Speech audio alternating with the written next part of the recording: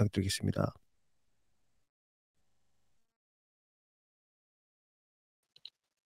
네, 안녕하십니까. 실리콘2 발표하게 된 올리버입니다. 발표 시작하도록 하겠습니다.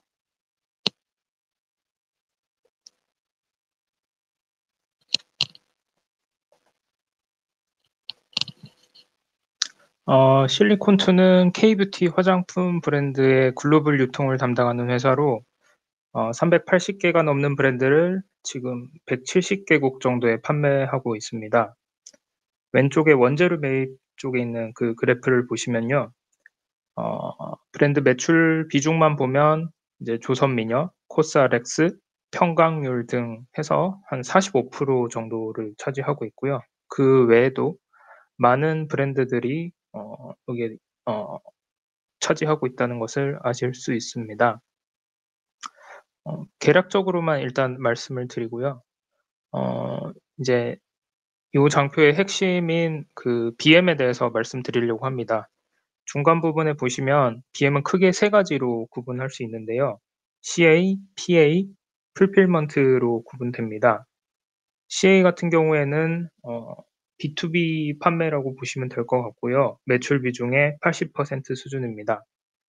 우리나라에서 브랜드들이 수출을 하고 싶을 때 수출 판로를 열어주거나 아니면 현지에서 도매로 한국 화장품을 사고 싶은 사람들은 그 도매업자들한테 물건을 판매하거나 그런 형태의 BM이라고 보시면 될 것 같고요.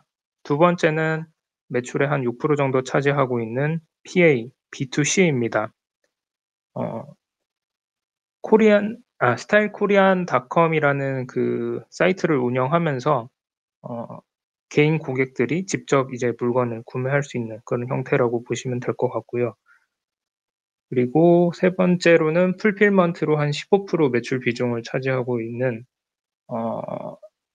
BM입니다. 요거 같은 경우에는 아마존이나 큐텐 같은 외부 온라인 플랫폼에다가 K뷰티 제품들을 영업 대행하거나 배송 대행하는 그런 형태라고 보시면 될 것 같고요. 마지막은 마케팅인데 매출 비중은 사실 별로 안 되고 CA나 PA, 풀필먼트를 잘 하기 위해서 인스타나 유튜브, 틱톡 등을 통해 가지고 광고를 진행하거나 컨텐츠를 제작하고 있다고 보시면 될 것 같습니다. 그렇다면 왜 실리콘2에 투자해야 되는지 투자 아이디어를 간략하게 말씀드리면 지금 K뷰티가 2차 호황, 2차 성장을 하고 있다고 볼 수 있습니다. 이미 뭐 실적이나 아니면은 주가가 많이 오른 그런 회사들을 보시면서도 많이 느끼실 수 있을 텐데요. 실리콘2도 이제 그런 화장품 업체들의 상승과 더불어서 20년부터 23년 3분기 누적으로 매출 CAGR을 봤을 때 24% 성장하고 있습니다. 굉장히 작은 회사라서 그런지 모르겠지만 어쨌든 성장성이 굉장히 좋은 회사다라고 보실 수가 있고요. 그리고 그 밑받침이 되는 내용들은 뒤에서 한 번 더 말씀을 드리긴 하겠지만 다양한 브랜드들도 있고 국가도 다양하게 미국, 네덜란드, 인도네시아 등 여러 나라에서 판매를 하고 있다. 이런 아이디어로 실리콘2에 투자를 하면 좋겠다라는 생각을 했습니다.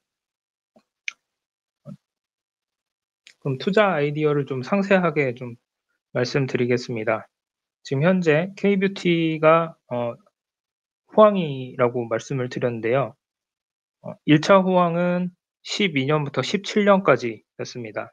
이때는 이제 LG 생활건강이나 아모레 퍼시픽 같은 대형 브랜드들이 중국을 타겟으로 해서 한국 프리미엄을 갖고 이제 설화수나 뭐 수려한 이런 브랜드들 전체가 진출을 해서 굉장히 화랑을 이뤘었고요. 하지만 이제 그 이후에 트렌드가 좀 변하기도 하고 코로나로 침체기도 왔고 그런 식으로 해서 이 대형 브랜드들의 호황은 끝났다라고 보시면 됩니다. 그리고 21년부터는 두 번째 21년부터는 2차 호황이 시작됐는데요. 이때는 이제 브랜드들이 인디 브랜드로 바뀝니다. 조선미녀, 코스알엑스, VT, 루멘, 클리오, 구달 많이 들어보셨을 것 같은데요. 이런 브랜드들이 미주, 유럽, 일본 등 이제 선진국으로 많이 진출을 했고 판매 채널도 온라인이나 소셜미디어, 올리브영, 다이소 같은 곳으로 좀 다양화되기도 했습니다.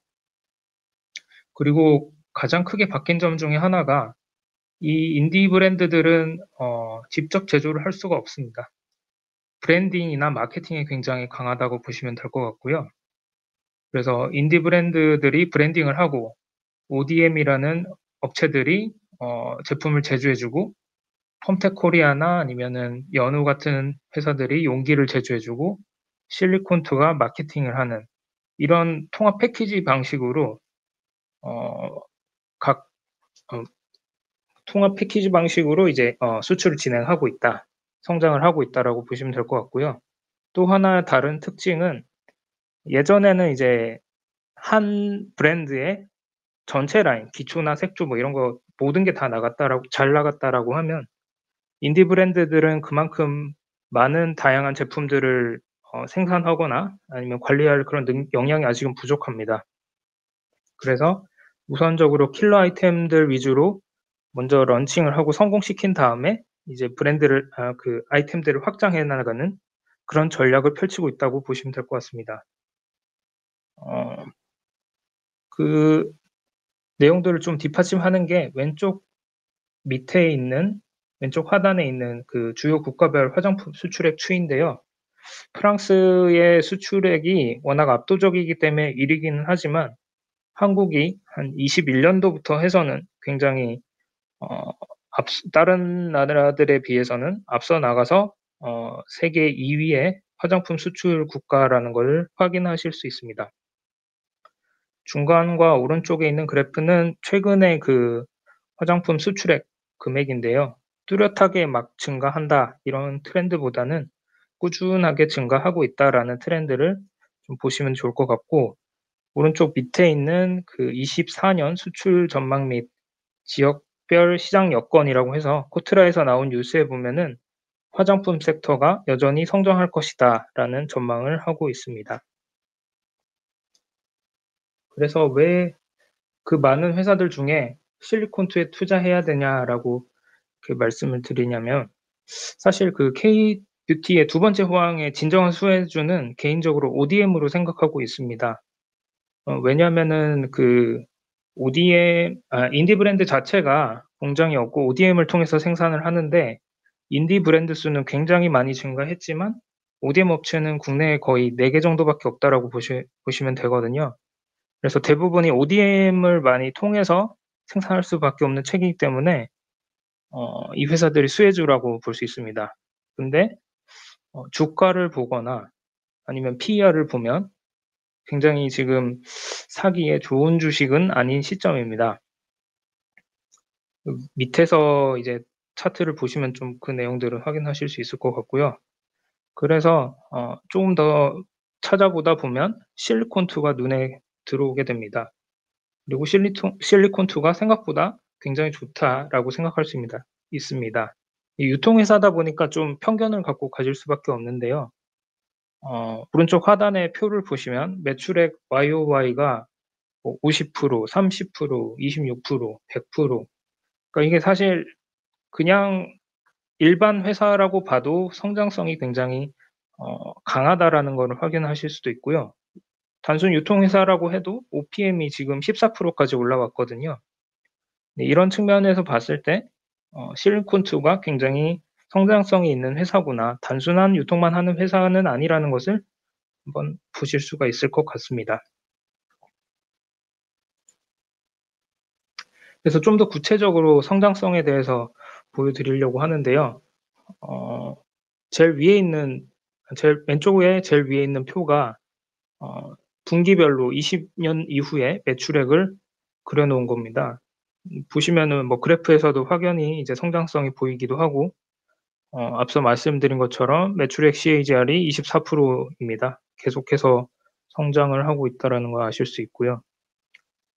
국가별로 보면은 미국은 23년도에 이미 성장을 많이 했고 성공적으로 매출이 잘 나오고 있습니다. 그래서 성장률이 한 2% 정도밖에 안 나왔는데 바로 밑에 보시는 네덜란드나 인도네시아 같은 경우에는 뭐 100 단위가 넘어가죠.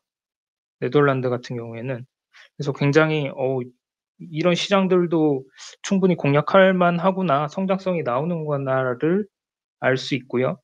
그리고 또 하나 포인트는 그 주요 브랜드별 매출 성장률입니다. 조선 미녀가 어 미국에서도 지금 굉장히 히트를 치고 있는데요. 근데도 그럼에도 불구하고 한 25%의 성장률이 나왔는데 코스RX나 라운드랩, 아누아 이런 회사들은 '아 이거 숫자 잘못된 거 아니야?'라고 생각할 정도로 막 2000% 성장이 나온다고 하니까 야, 이거만 해. 네. 2000% 성장이 나온다고 하는 걸 보면 이 회사의 그 성장성이 다른 이 인디 브랜드들이 계속 교차해 가면서 아니면 더 잘 나가는 브랜드들이 나오면서 '계속해서 성장을 이어갈 수 있겠구나.'라는 생각을 좀 할 수 있을 것 같습니다. 그래서 말씀드린 것처럼 2023 년도까지는 미국이 많이 성장을 했었는데요. 요번 23 년도 말에 네덜란드하고 폴란드에다가 법인을 설립했습니다. 그래서 '왜 네덜란드하고 폴란드에 진출했을까?' 그거를 이제 네이버에서 좀 찾아봤는데요. 어 네이버에서 이제 네덜란드 한국 화장품 뭐 이런 식으로 해서 검색해 본 결과입니다.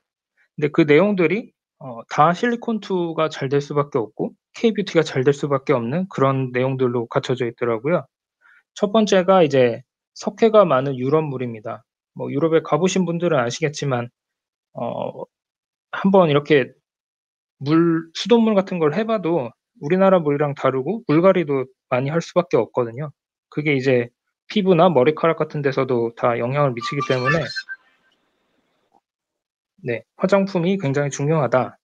근데 그럼에도 불구하고 현지 화장품들은 퀄리티가 굉장히 낮다고 합니다. 알코올 냄새가 확 나서 쓰기가 좀 거북하다 이런 사람들도 있었고요. 그에 반해서 자국 산업을 보호한다고 해서 직구를 좀 어렵게 했다고 하는데요. 뭐 관세를 막 20% 까지 때리면서 그 배송비 포함해서 20 유로만 넘어가도 관세를 내게 한다고 합니다. 그러니까 개인적으로 보면 직구는 굉장히 어려워지는 거죠. 그런데 트렌드 자체는 코로나 이후에 온라인 판매가 굉장히 이제 긍정적으로 그 배리어가 굉장히 낮춰진 상태고요. 거기에다가 그 네덜란드에서는 PPL을 엄청 많이 해서 가히라는 브랜드는 거의 웬만한 사람들이 다 알기도 하고 한국 화장품에 대한 관심도 많아졌다고 합니다. 그리고 네덜란드 사람들이 굉장히 짠돌이인데 선물용으로도 이렇게 주고받을 정도로 한국 화장품들이 괜찮다. 가격대도 나쁘지 않고 이게 딱 맞는 상황이죠. 그래서 요런 트렌드를 갖고 있는데 일단 기본적으로 실리콘2 같은 경우에는 먼저 그 나라에 작은 거점을 만들고 난 다음에 일정 수량을 확보하고 나서 이제 그 규모의 경제가 어느 정도 만들어지고 나면 법인을 설립하는 전략을 지금 취하고 있습니다. 그렇다니까 이제 네덜란드하고 폴란드 같은 경우에는 어느 정도의 물량이 나가게 된 거죠. 그래서 성장성이 앞으로는 이제 계속 커질 것 같다라는 것을 생각하실 수 있고요. 그래서 현재 7개 법인을 운영하면서 추가적으로 인도와 남미도 진출을 검토하고 있다고 합니다. 요거는 덤으로 드리는 투자 아이디어인데요. K-뷰티뿐만 아니라 K-팝이나 K-푸드 이런 쪽으로도 조금 더 확장하려고 노력하고 있는데 사실 뚜렷한 그 아웃풋은 못 내고 있는 것 같습니다. 요거는 조금 시간이 걸릴 것 같고요. 그 외에 어 그 화장품 인디 브랜드들에 계속해서 지분 투자를 하고 있습니다. 근데 그 지분 투자한 게 계속 성공적으로 돌아오고 있어서 그 지분 자체가 굉장히 커지고 있거든요. 그래서 요런 부분도 한번 눈여겨보시면 좋을 것 같습니다. 재무제표를 보게 되면 매출액은 말씀드린 것처럼 우상향을 하고 있고 판관 비율도 10% 중후반 수준. 근데 조금 아쉬운 점은 현금 흐름이 조금 네, 좋다고만은 말하기 어려운 상태인 것 같습니다. 계속해서 투자를 하고 있는 영향도 조금 있는 것 같고요. 그리고 유통업 영업이익이 지금 한 6% 정도에서 지금 한 13%까지 올라왔습니다. 그래서 굉장히 이제 고무적인 게 아닌가라고 개인적으로는 생각하고 있고요. 부채 비율은 50% 중반이고 좀 인상 깊었던 거는 그 재고 자산이 최근에 굉장히 많이 늘어났는데 매출액과 재고 자산의 코릴레이션이 한 98% 정도가 나왔습니다. 그래서 이런 추세라면 일단 매출액은 굉장히 잘 나오겠구나. 당분간은 그런 추세가 유지되지 않을까라는 생각을 할 수 있었고요. 밸류에이션 부분은 이 부분은 좀 아쉬운데 제가 발표를 준비했을 때보다 지금 한 2, 3일 사이에 또 많이 올라가지고 10% 정도 올라가지고 조금 부담스러운 상태이긴 합니다. 그래서 그 점은 근데 다른 ODM들도 많이 올랐기 때문에 아이디어 자체는 유지되는데 섹터가 조금 오른 거는 좀 감안을 하셔야 될 것 같고요. 이 회사의 그 주가에 영향을 주는 단기적인 팩터는 수출입 데이터입니다. 그래서 수출입 데이터가 계속 나오기 때문에 이걸 보고 플레이하시는 분들이 굉장히 많다라는 걸 알고 계시면 될 것 같고요. 그리고 또 하나 영향을 주는 게 이번에 상승하게 된 요인인 그 엘프뷰티 주가가 오르면서입니다. 엘프뷰티가 이제 미국에서 굉장히 잘 나가는 가성비 브랜드라고 보시면 될 것 같거든요. 그래서 이런 걸 좀 트래킹 해보시면 좋을 것 같다라는 말씀을 드리고 왼쪽 아래에서는 이제 주가에 영향을 주지는 못하는데 매출과 상관관계가 높은 팩터들이 두 가지가 있습니다. 아까 말씀드린 재고하고 계약부채 플러스 선수금이 레깅이 한 4개월 정도 되는데요. 요걸 토대로 해서 봤을 때 일단 23년 4분기 같은 경우에는 23년 3분기 대비해서는 매출이 조금 떨어질 가능성이 있고 그러나 이제 24년도부터는 다시 이제 재차 올라올 것 같다라고 예상을 할 수 있습니다. 그래서 현재 뭐 밸류에이션 해보면 대충 11.7에서 한 13.4 정도가 나왔었는데요. 지금 주가가 좀 올랐으니까 한 16, 17 정도 될 것 같습니다. 이 회사가 가장 잘 받았을 때가 한 23% 정도였, 23이었는데 뭐 보수적으로 20 정도 잡으면 네, 그 정도를 타겟으로 해도 나쁘지 않겠다라는 생각은 하고 있습니다. 마지막은 리스크인데요. 저가형 화장품과 K뷰티 그리고 인디 브랜드에 선호하는 현상이 지속될지에 대해서 좀 계속 생각을 해봐야 될 것 같고요. 그리고 신규 브랜드가 잘 되면 브랜드 자체가 직접적으로 진출할 가능성이 좀 있어서 이런 경우도 좀 리스크가 되기는 합니다. 그리고 마지막은 영업활동 현금 흐름이 그렇게 좋지가 않고 그리고 이제 재고를 많이 쌓기 위해서 운전 자금 확보를 최근에 200 정도 단기 차입금으로 증가시켰다라는 내용이 있습니다. 네, 이상으로 발표를 마치겠습니다. 감사합니다.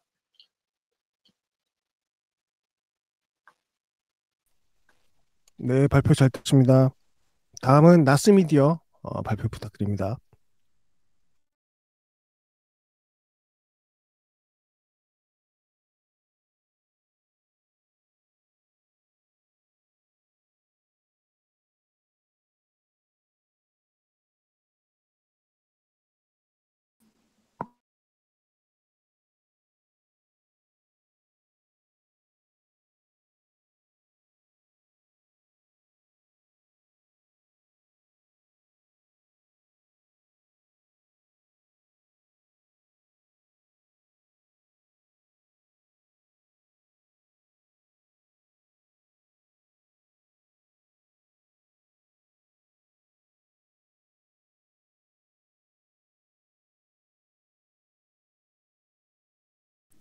지금 화면은 보이는데 마이크가 아직 안 켜지신 것 같습니다.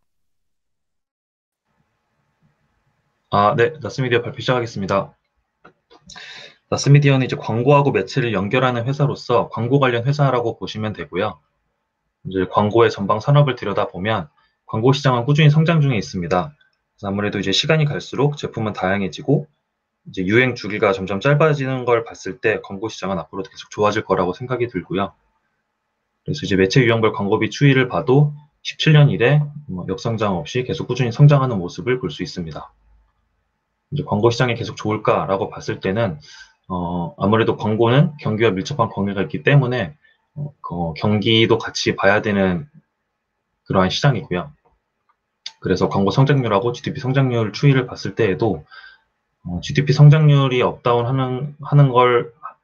업다운과 동반해서 광고 성장률도 민감하게 반응하는 모습을 볼 수 있습니다. 그래서 21년도에 이제 유동성으로 이때 경제가 좀 좋았을 때 광고 성장률도 같이 튀는 모습을 보였고, 그 이후 2년 내리 경제가 침체, 경기가 이제 좀 불황이 되면서 광고 성장률도 같이 꺾인 모습을 보였고요. 그래서 올해는 금리 인하가 예정된 만큼 이제 GDP 성장률이 좀 올라간다고 하면 광고 성장률도 같이 튀지 않을까 그렇게 보고 있습니다. 그래서 광고 시장에서도 주요 그렇게 봐야 될 것은 OTT인데요.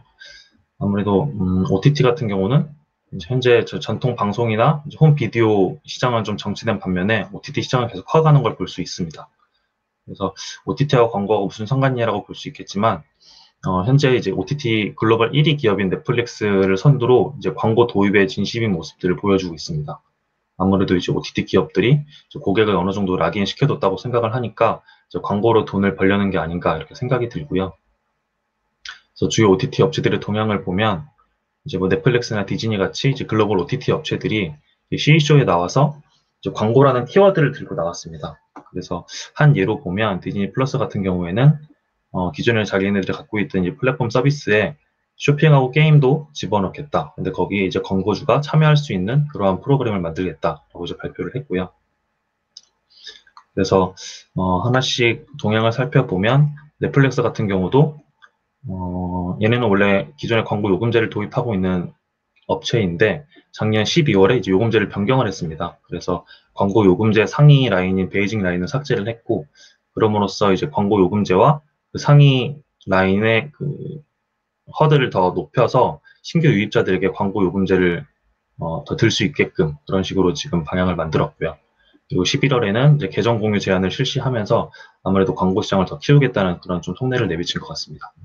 그리고 디즈니 플러스 같은 경우도 현재 이제 광고 요금제를 지금 이제 해외에만 하고 있는데, 현재는 지금 해외 유저들의 민감도를 파악하고 있는 중이고, 우리나라에도 이제 순서만 되면 실시하지 않을까 그렇게 보여집니다. 그리고 위에 언급드렸던 CEC쇼에서도 이제 광고주가 참여하는 그러한 쇼핑이나 게임을 도입하겠다라고 발표할 계획입니다. 그리고 국내 토종 OTT 업체 티빙을 보면 얘네도 지금 광고 요금제를 올 상반기 초에 도입하겠다고 지금 계획을 내고 있고요. 그리고 작년 12월에는 이제 웨이브하고 합병을 위한 이제 MOU 체결을 했거든요.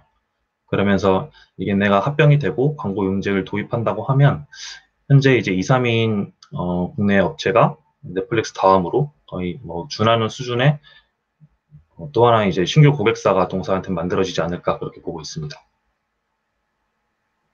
여기까지가 이제 광고 시장의 현황이었고요. 그리고 이제 기업 선정으로 들어가면 우선 밸류체인 먼저 보면 광고는 어떻게 이제 매체에 송출되는가라고 말씀을 드리면, 광고주가 먼저 이제 광고 대행사한테 의뢰를 합니다. 그러면 광고 대행사는 광고를 기획하고 제작을 하겠죠. 그리고 그 광고를 바로 매체에 꽂는 게 아니라 이제 미디어 랩을 통해서 이제 매체로 들어가게 되는데, 이 미디어 랩이 하는 역할이 이제 광고주의 이제 뭐 요청사항, 요구사항 같은 거를 최대한 반영을 해서 이 매체에 광고를 꽂아주는 역할을 합니다. 아무래도 뭐 예를 들어 뭐 다이어트 하는 사람들한테 뭐 족발 광고 이런 거를 내보낼 수는 없기 때문에 이제 보유한 빅데이터를 통해서 이제 유저의 특성을 파악하고 그거에 맞게 이제 최적의 광고를 이제 뭐 송출하는 역할을 한다, 그렇게 보시면 되겠습니다. 그래서 대표 광고 회사들은 뭐 이렇게 있고요. 그 중에서도 저는 나스미디어를 가장 매력적으로 보는 게, 우선 나스미디어 같은 경우는 이제 국내 넷플릭스 광고를 독점을 하고 있고요. 그리고 AI 플랫폼을 이용해서 이 광고 사업에서 고성장을 이루고 있습니다. 그리고 올해 이제 미국 조국 해외 시장에 이제 진출을 예정하고 있습니다. 그래서 나스미디어를 들여다보면 나스미디어는 2,600억짜리 회사이고요. 주가는 이제 경기 회복 기대감으로 이제 좀 반등한 모습을 보이고 있습니다. 주주 현황을 보면 08년에 KT가 지분 인수하면서 이제 KT 계열사로 편입이 됐고요. 그래서 KT와 대표이사 박병건이 43%, 자사주 2%를 보유하고 있습니다. 동사의 매출 현황을 보면 디지털 광고가 56%, 플랫폼이 44%로 광고에 올인한 회사라고 보시면 되고요. 그래서 동사 BM을 한 줄로 표현하면 매체사로부터 슬롯을 사들이고 광고주 요청에 따라서 광고를 집어넣는 사업을 한다. 그리고 거기서 이제 수수료 따먹는 사업을 하고 있다라고 보시면 되겠습니다. 그래서 동사는 크게 두 가지 사업부를 갖고 있는데, 먼저 디지털 광고 같은 경우는 저희가 그냥 익히 알고 있는 광고들입니다. 그래서 DA라고 하는 거는 디스플레이 어드버타이징이라고 해서 저희가 뭐 배너 같은 거, 네이버에 들어가거나 아니면 카카오 이런 데 들어가면 배너가 뜨잖아요. 그런 광고를 말하고, 디지털 광고, 방송 광고는 IPTV나 OTT, 여기 영상 중에 중간에 광고를 끼워넣는다던가 그런 광고들이고요. 디지털 5개 광고는 지하철이나 빌딩에 있는 그런 광고들이고, 플레이디는 얘네가 갖고 있는 자회사인데, 얘네 자회사도 SA라는 검색 광고나 DA라는 배너, 이런 광고를 하는 광고 회사라고 보시면 되겠습니다. 그 다음으로는 플랫폼인데요. 이게 지금 동사가 이쪽에 좀 많이 힘을 주는 사업부라고 보면 되는데, AI를 접목해서 고객 맞춤형 광고를 송출한다고 보시면 되겠습니다. 그래서 크게는 모바일 플랫폼, K딜, 어드레서블 TV로 나누어지고요. 이 모바일 플랫폼이라고 하면 이게 도식화해서 설명을 드리면, 이 DSP, AD 익스체인지, SSP라고 얘네 동사가 다 갖고 있는 플랫폼이거든요. 그래서 이전에는 이제 광고주가 그 기존의 디지털 광고 같은 경우라고 하면 광고주가 나스미디어에 연락해서 땡땡 광고, 땡땡 매체에 이 광고를 꽂아주세요. 이렇게 요청을 했다면, 이제는 이런 플랫폼을 이용해서 광고주가 그냥 입찰서를 던집니다. 그러면 이 교환소에서 DSP부터 이것도 먼저 설명을 드리면, DSP 같은 경우는 이제 광고주 요청 사항에 맞는 최적의 매체를 선택해주는 플랫폼이라고 보시면 됩니다. 그래서 이제 광고주를 위한 플랫폼이라고 보시면 되고, SSP는 이제 매체사를 위한 플랫폼이라고 보시면 되는데, 이거는 이제 여기에 거래소에 들어온 광고 중에서 이제 최고가의 광고만 선택해서 그렇게 광고주 맞춤형 플랫폼, 그 매체사가 맞춤형 플랫폼이라고 보시면 되는데요. 그래서 결국에는 이제 광고주가 입찰서를 이런 DSP에 던집니다. 그러면 알아서 이게 AD 익스체인지라는 교환소에 가고, 이 교환소에서 매체사와 광고주의 최적의 조건에 맞는 것을 시스템 거래되게 하는 플랫폼이라고 보시면 됩니다. 그래서 아무래도 이런 플랫폼을 가지고 광고를 진행하다 보면 낙찰률이 높아지게 되고, 이게 바로 이제 매출로 연결된다고 보시면 되겠습니다. 그래서 이거 외에도 KD라고 해서 얘네가 아무래도 KT가 지주사다 보니까 KT 빅데이터 기반으로 KT 이제 이용 유저들한테 맞춤형 문자 광고를 하는 거고요. 어드레서블 TV는 이제 IPTV 유저들의 성별이나 나이대, 시청 이력, 이런 빅데이터를 조사해서 분석해서 맞춤형 광고를 송출한다고 보시면 되겠습니다. 그래서 이 AI 플랫폼에서는 핵심은 이 모바일 플랫폼이라고 보시면 되겠습니다. 그래서 이제 부문별 매출액 추이를 보시면 이제 플랫폼 비중이 계속 비중이 증가하는 것을 볼 수 있고요. 그래서 최근 11분기 연속 두 자릿수 성장 중인 것을 볼 수 있습니다. 그리고 23년에 이제 경기 불황 시기에서도 이제 플랫폼 사업은 계속 이제 성장한 것을 볼 수 있고요. 반면에 이제 디지털 광고는 이제 경기 침체 구간에서는 아무래도 매출이 좀 잘 나오지 않았고, 그래서 기대하는 거는 24년에 이제 경기 회복이 들어간다고 하면 이제 플랫폼 성장하고 더불어서 이제 디지털 광고도 기저효과로 같이 좋아지지 않을까 보고 있습니다. 전략적 분석을 해보면 광고 회사는 특성상 1분기, 2분기, 3분기, 그리고 4분기 순으로 이제 마케팅비를 많이 집행하는 그러한 행태를 보이고요. 그래서 특징적인 거는 이제 23년에 경기 불황을 맞아가지고 매출하고 영업이익이 많이 떨어진 모습을 보이거든요. 그래서 이때 영업이익률이 좀 많이 박살난 것을 볼 수 있습니다. 그래서 주요 비용을 하나씩 뜯어보면 급여하고 지급 수수료가 OPM을 많이 끌어내렸다라고 볼 수 있고, 급여 같은 경우는 아무래도 동사 같은 경우는 모바일 플랫폼에 많이 힘을 주고 있는 상황이어서 이쪽으로 직원 수가 증가했고, 그로 인해서 이제 급여가 증가한 것으로 보여지고요. 아무래도 이거는 성장을 위해 필요한 비용이라고 생각됩니다. 지급 수수료 부분은 동사의 지급 수수료 대부분이 이제 매치 구입이거든요. 그래서 22년 3분기부터 보시면 지급 수수료하고 매출액 추이인데, 22년 3분기부터 매출액하고 이제 간극이 좁아진 것을 볼 수 있어요. 이제 OPM 하락한 시점도 이 시점인데, 이게 주된 원인으로 보이고요. 그래서 이제 회사 측에서 얻은 답변으로는 이게 회계법인이나 법무법인 수수료 때문에 일시적 비용이 발생했다고 얘기를 하거든요. 그래서 추측컨대 아마 이게 작년에 아마존 DSP라든지 이제 브랜드 세이프티 태그, 그리고 구글 파트너십 강화 같이 이제 해외 진출을 하려고 이제 각종 준비를 했습니다. 이제 그거에 드는 자문 비용이 좀 발생하지 않았나라고 생각을 합니다. 그래서 제가 초반에 우려했던 이런 뭐 슬롯비를 비싸게 구입하고 뭐 광고주로부터 수수료를 좀 덜 받은 게 아닌가, 이런 영업적인 손실은 회사에서는 아니라고 답변을 받았습니다. 그래서 매출채권 흐름을 보면 안전한 모습을 보이고 매출채권 연령도 6개월 이하 비율이 98% 이상이어서 문제가 없는 것으로 보였습니다. 그다음 현금 흐름으로는 좀 들쑥날쑥한 모습을 보이는데, 이거는 동사 특성상 이제 매체사한테 얘네가 좀 슬롯을 미리 사놓고 추후에 이제 비용을 정리하는 그러한 형태인데, 그 이제 외상값을 매입 채무로 달아놓고 이제 시간이 때에 따라서 정산하는 시스템이거든요. 그래서 이제 현금 유출이 좀 들쑥날쑥하다라는 걸 고려했을 때는 현금 흐름도 문제가 없다고 판단이 되어집니다. 그래서 투자 아이디어를 정리해 보면, 이제 올해 이제 경기 회복이 되면 이제 민감도 높은 광고 회사 같은 경우에 실적이 더 개선될 것으로 보여지고요. 그리고 동사 같은 경우는 이제 AI를 계속 고도화하고 있기 때문에 이제 모바일 플랫폼으로도 고성장이 지속될 것으로 보여집니다. 그리고 그 이후의 모멘텀들을 보자면, 말씀드렸던 이제 넷플릭스나 뭐 디즈니 플러스, 티빙과 같이 이제 OTT 사업이 커지고, 이게 기존에는 동사 갖고 있는 건 넷플릭스 뿐이었는데, 이 OTT 사업이 커지면서 먹는 이 파이도 많이 커질 거라고 저는 기대를 하고 있고요.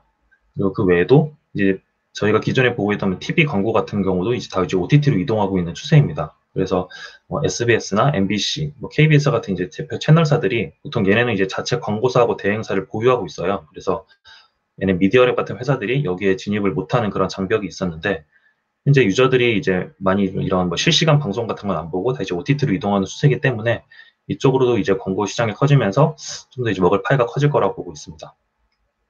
그리고 동사는 올해 이제 미국 시장을 진출을 계획하고 있고, 작년에 이제 이러한 활동들을 통해서 이제 해외 진출에 체력을 다졌고요. 작년 12월에 이제 엑드 익스체인지라는 이제 거래소 플랫폼을 이제 테스트를 지금 미국에 테스트를 진행 중이고, 이제 오류 없이 문제가 없다면 올해 매출도 같이 이제 연동돼서 좀 찍히지 않을까 생각을 하고 있습니다. 그래서 결론을 내보자면, 이제 뭐 AI라고 되게 많은 업체들이 AI라는 테마를 타서 많이 오르고 있는데, 실제로 이제 AI를 이용해서 돈 버는 회사는 많이 없다고 생각이 됩니다. 그래서 AI로 실제로 돈 버는 회사이면서 향후 모멘텀도 구비된 회사여서 시장에 아직 주목을 못 받고 있지만 주목을 받는다면 좀 좋아지지 않을까라 생각을 하고 있습니다. 근데 경쟁사 대비 제가 경쟁사의 매출 현황을 갖고 오진 못했는데, 경쟁사 대비 주가가 좀 그래도 선방한 모습이에요. 아무래도 얘네가 AI 플랫폼을 먼저 도입을 해서 진행하고 있기 때문에 그쪽으로 실적이 선방되면서 주가도 어느 정도 방어를 한 것 같은데, 앞으로의 성장 모멘텀을 보면 그래도 관심 있게 지켜보면 좋을 기업이다라고 생각을 합니다. 네, 이상으로 발표 마치겠습니다. 네, 발표 잘 들었습니다. 다음은 세트랙 아이 발표 부탁드리고요. 뭐 관련돼서 질문 사항들이 있으시면 텔레그램 채널에 올려주시면 발표하셨던 분들이 답변해 주실 겁니다. 세트랙 아이 발표해 주세요.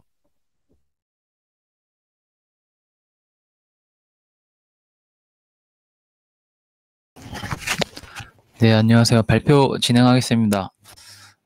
제가 발표할 기업은 세트랙 아이고요. 세트랙 아이는 지금 어제 기준으로 3,700억이었고요. 2021년에 한번 급등을 했었는데, 이때는 하나 에어로스페이스 인수권으로 좀 급등을 했었습니다. 그 이후에는 계속 지금 내리막길을 걷고 있고요. 발표 순서는 다음과 같이 진행을 하고, 이제 앞으로 있을 우주 항공 산업의 이제 이거를 이벤트들을 살펴보게 되면은, 이번에 우주항공청 이제 특별법 통과했고 설립을 하게 되고, 이제 앞으로 갈 이런 로드맵을 이제 수립하게 될 거고, 이제 계속 이제 위성을 발사할 예정이라고 보시면 됩니다. 투자 포인트를 말씀드리면, 올해 말에 지금 스페이스X IPO 추진이 된다는 얘기가 있어요.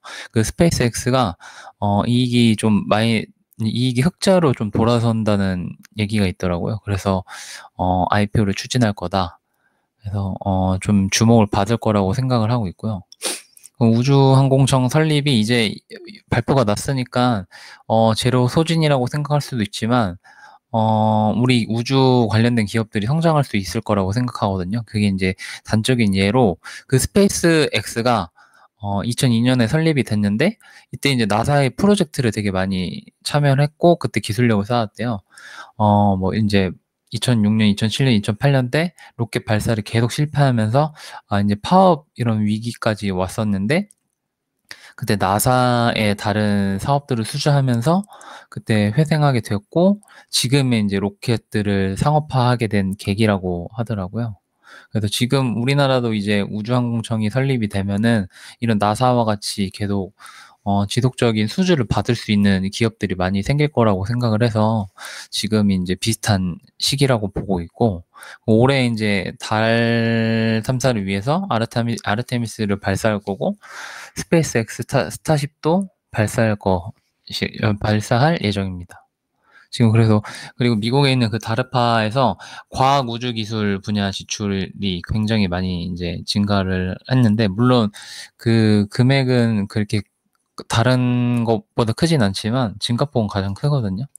그래서 좀 여기다가 투자를 계속 할 예정으로 보이고, 작년 같은 경우에는 그 다르파에서 후공정 쪽에 좀 많이 이제 투자를 했는데, 그래서 보면은 작년에 후공정 관련된 회사들이 많이 급등을 했잖아요. 근데 올해는 우주 쪽이라고 이렇게 이제 다르파에서 지정을 한 거 보면 가능성도 없지 않다. 그리고 이제 그동안 이제 리슈어링으로 설비 투자를 내부로 진행을 했는데 이제는 기술 투자를 좀 더 전환하겠다, 이런 뉘앙스인 것 같아요. 마지막으로 그 뉴스페이스 시대가 도래하게 되면서 그동안은 정지궤도나 뭐 이렇게 큰 위성을 발사를 했었는데 이제는 소형 위성이나 통신용 위성을 이제 계속 많이 발사하게 되나 봐요. 이게 대표적인 게 스페이스 X나 원액 같은 예로 보시면 되고요. 근데 물론 스태트랙 아이는 관측 위성으로 좀 이렇게 특화된 기업이라서 통신 위성 쪽에서는 많이 먹을 게 없지 않을까라는 생각은 드는데, 최근에 지금 저궤도 통신의 위성을 이렇게 플랫폼 제작하는 거를 수주 받았거든요. 근데 여기 안에 있는 이제 통신 관련된 탑재체를 만드는 기술은 없는데 위성체를 만드는 이런 플랫폼을 제작할 수 있는 기술은 있다고 해서 좀 이쪽으로도 주목을 받을 수도 있지 않을까라는 생각을 하게 됩니다. 기업을 좀 설명을 하게 되면은 주주는 원래 그런 카이스트 동문들이랑 우리별 발사를 하셨던 분들이 같이 설립해서 대주주였는데, 지금 얼마 전에 이제 하나 에어로스페이스가 2년 전에 유상증자랑 전환사채를 취득하면서 대주주로 등극을 하였고요. 이게 원래 이제 하나 에어로스페이스가 먼저 요청을 한 게 아니라 세트랙 아이가 먼저 좀 지분 투자 요청을 했다고 합니다. 세트랙 아이의 BM은 그 2호 위성 제조업, 그러니까 관측 위성 이쪽으로 제조를 하고 있고, 여기서 이제 위성체도 만들고 그리고 이제 지상체 분야도 다 한다고 보시면 됩니다. 여기 이제 이 관측 위성이 라인업이거든요. 지금 보시면은 여기 이제 스페이스 IT, 이게 이제 최고 기술을 갖고 있는 건데 지금 개발이 다 됐다는 뉴스도 있고 개발을 하고 있다는 뉴스도 있는데, 제가 이제 좀 전화해서 물어보니까 개발을 하고 있다고 하고, 또 이제 다른 의장님이 발표하시는 걸 보면은 25년에 쏘아 올릴 거래요.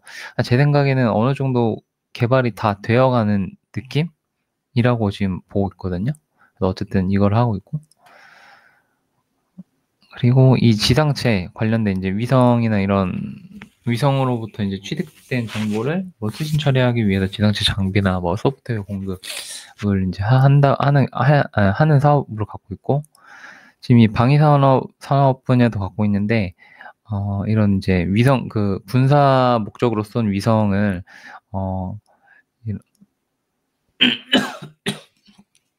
위성을 그런 영상이랑 이런 것들을 수신할 수 있는 소프트웨어를 이제 탑재한 거라고 보시면 됩니다. 얼마 전에 이제 5년 전에 425 위성 이런 거 관련된 수주를 했었고요. 자회사는 이제 위성 영상, SIIS랑 SIA라는 기업이 있는데, 위성 영상을 판매하는 이제 사업인데, 지금 이렇게 보시다시피 이런 것들을 관측을 해서 이런 사진들을 파는 회사고요. 그래서 이제 지금 뭐 외국으로도 좀 많이 이렇게 수출을 했다고 합니다.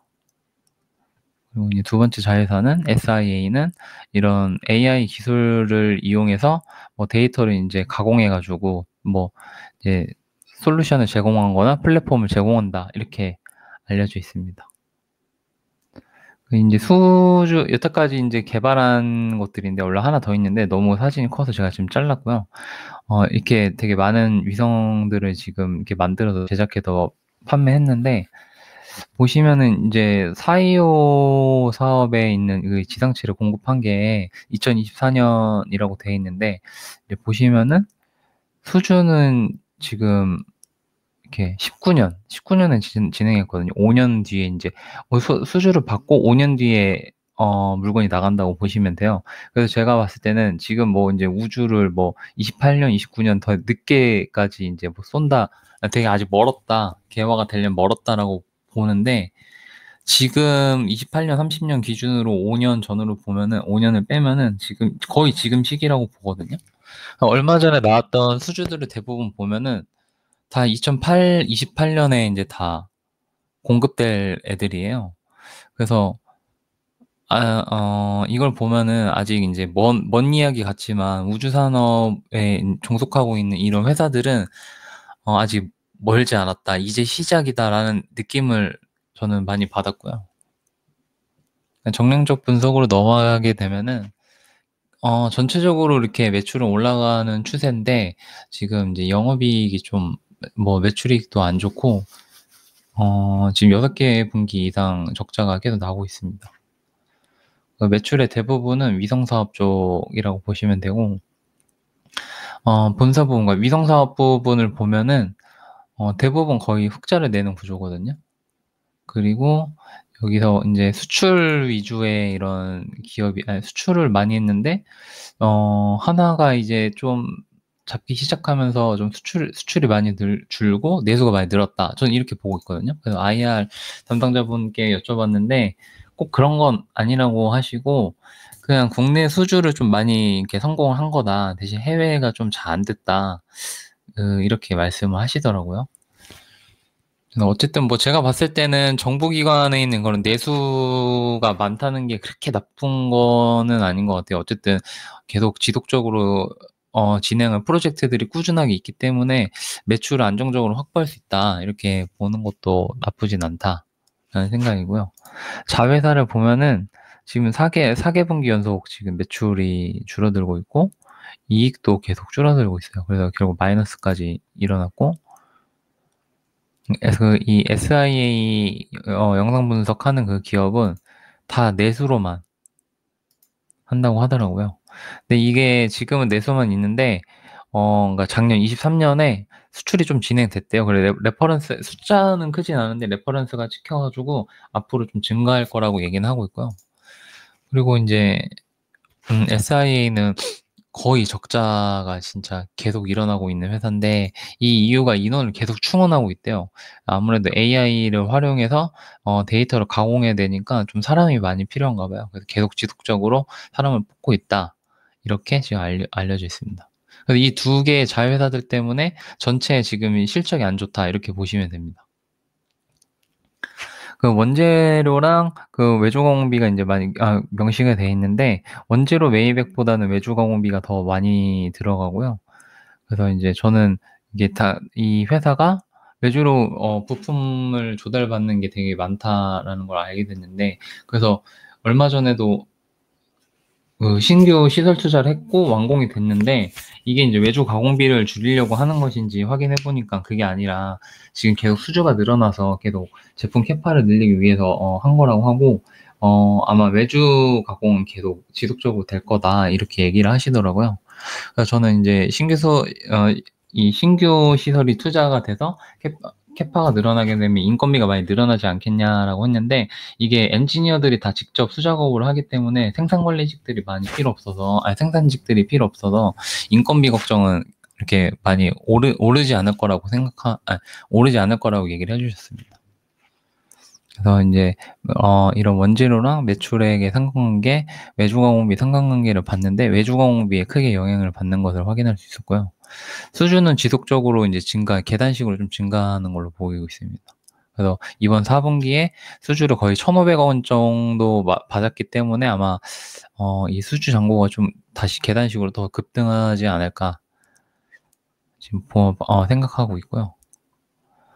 이제 매출액과 계약 부채를 보면은 그 레깅을 2개 분기한 것과 안 한 것을 보면은 그래프로 봤을 땐 좀 유사한 것 같은데 레깅을 2개 분기했을 때 조금 더 높게 나오거든요. 그래서 이걸로 봤을 때는 4분기 매출은 좀 좋을 것 같은데 1분기는 어떻게 될지 잘 모르겠다 이렇게 생각하고 판관비는 인건비랑 지금 경상개발비가 계속 늘어나고 있거든요. 근데 이게 이제 직원 수 늘어나는 거 보면은 인건비가 늘어나는 건 알겠는데 이 경상개발비도 직원 수 증가하는 거랑 비례한다고 보면 된다고 하시더라고요. IR 담당자분께서. 그리고 매출원가에서도 가장 많이 차지하는 게 외주광공비랑 이런 급여분, 약간 고정비랑 변동비가 같이 올라가가지고 좀 더 지켜봐야 될 것 같고. 그리고 이제 프로젝트가 계속 많아지면서 재고 자산이 계속 늘어난다고 하더라고요. 그래서 이게 나중에는 그 매출이랑 연결이 될 거다 이렇게 말씀해 주시고 있고요. 매출 채권은 뭐 매출이랑 완벽하게는 이제 뭐 유사한 느낌은 아닌데 어쨌든 이렇게 등락이 좀 있는 편이고요. 6개월 이하의 이런 채권이 좀 낮아지는 추세예요. 얘기를 해보니까 이게 정부 기관이랑 뭐 대기업이랑 하기 때문에 돈을 못 받고 이런 건 없다고 하시더라고요.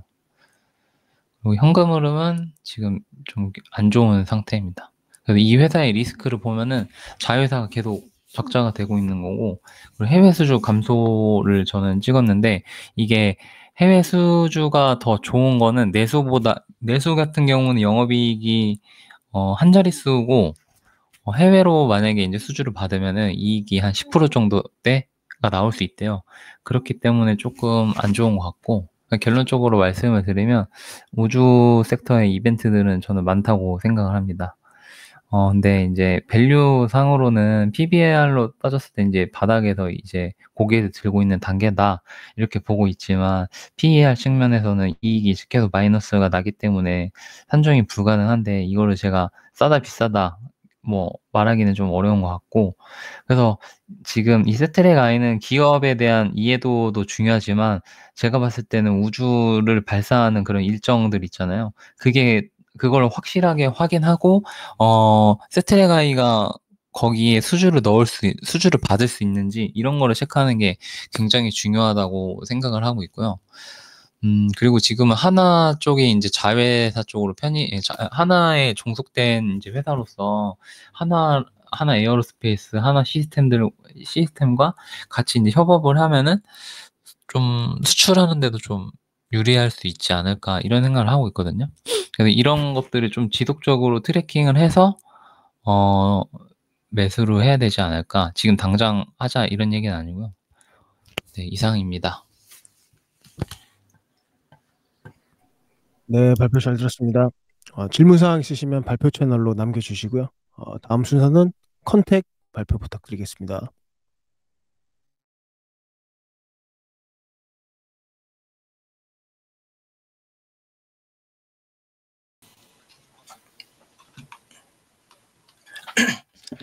네, 안녕하세요. 컨택 발표를 맡게 된 펀더라고 합니다. 제가 오늘 말씀드릴 회사는 이제 컨택이라는 우주 관련된 회사이고요. 앞서 회사에 대한 설명을 하기 전에 우주 산업에 대해서 앞에서 뭐 세트라가이 발표하시면서 좀 설명해 주셨지만 제가 준비한 게 있어서 조금 우주 산업에 대해서 잠깐 말씀드리고 진행하도록 하겠습니다. 먼저 우주 산업은 이제 기존에 올드스페이스라고 해서 국가기관이나 이제 대기업에서 이제 좀 진행을 하던 거에 대비해서 이제 최근 이제 뉴스페이스라고 하면서 상업적인 목표를 갖고 이제 민간 기업에서 지금 진행을 많이 하게 되었습니다. 그리고 이제 우주 산업에는 크게 업스트림과 다운스트림 두 두 사업으로 나눠지게 되었는데요. 현재 제가 발표드릴 컨택이라는 회사는 다운스트림 산업을 진행하는 회사라고 보시면 될 것 같습니다. 그리고 보시다시피 그 우주 산업은 요 업스트림 쪽이 생각보다 이 포션이 좀 적고요. 대부분은 지금 다운스트림에서 그 산업이 진행된다고 보시면 될 것 같고요. 전 세계 우주 산업 규모는 이제 현재 이런 식으로 진행될 거라고 예상하고 있습니다.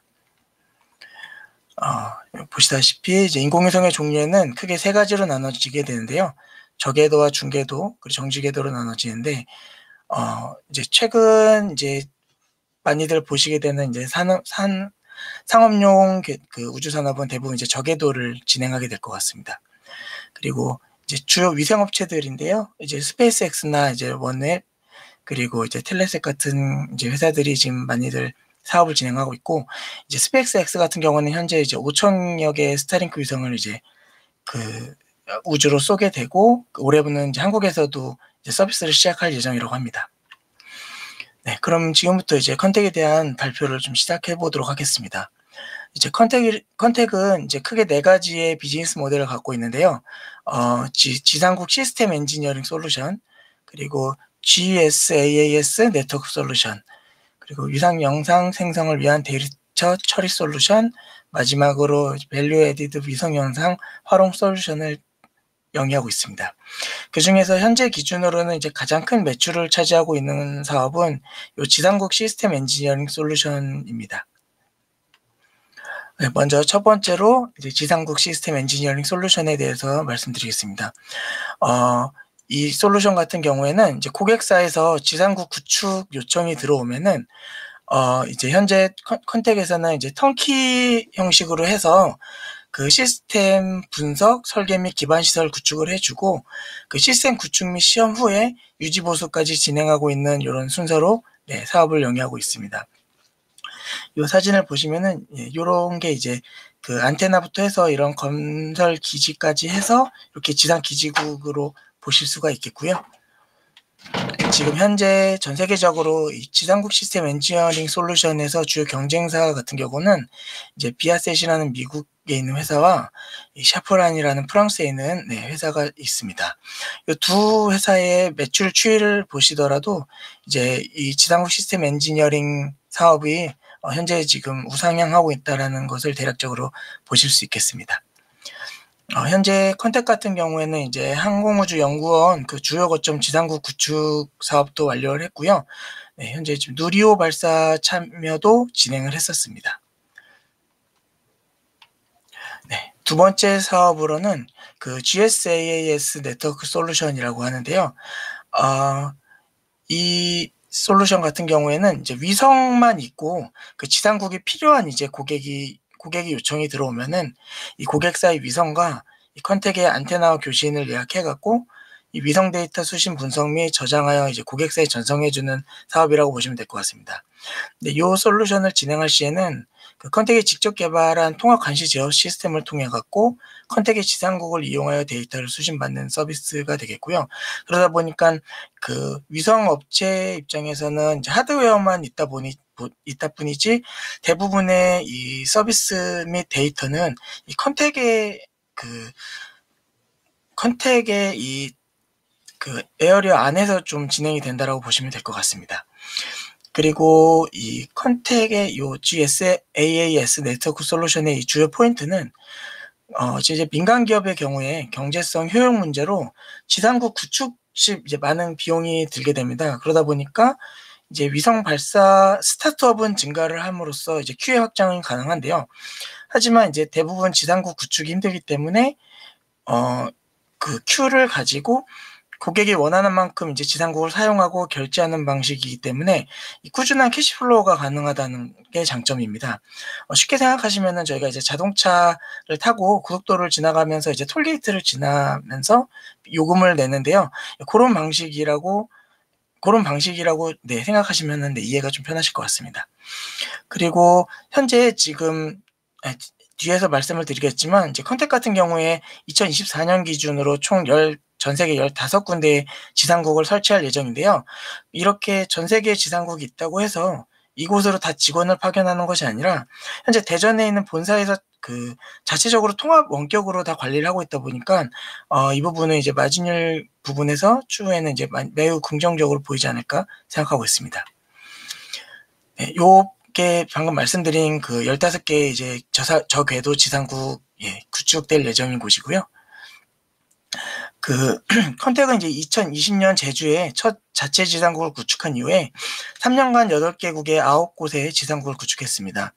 그리고 2023년 말에 말레이시아 구축을 포함하여 24년에 5곳의 지상국 구축 예정이고요. 전 세계 총 15곳 지상국 구축 할 예정입니다.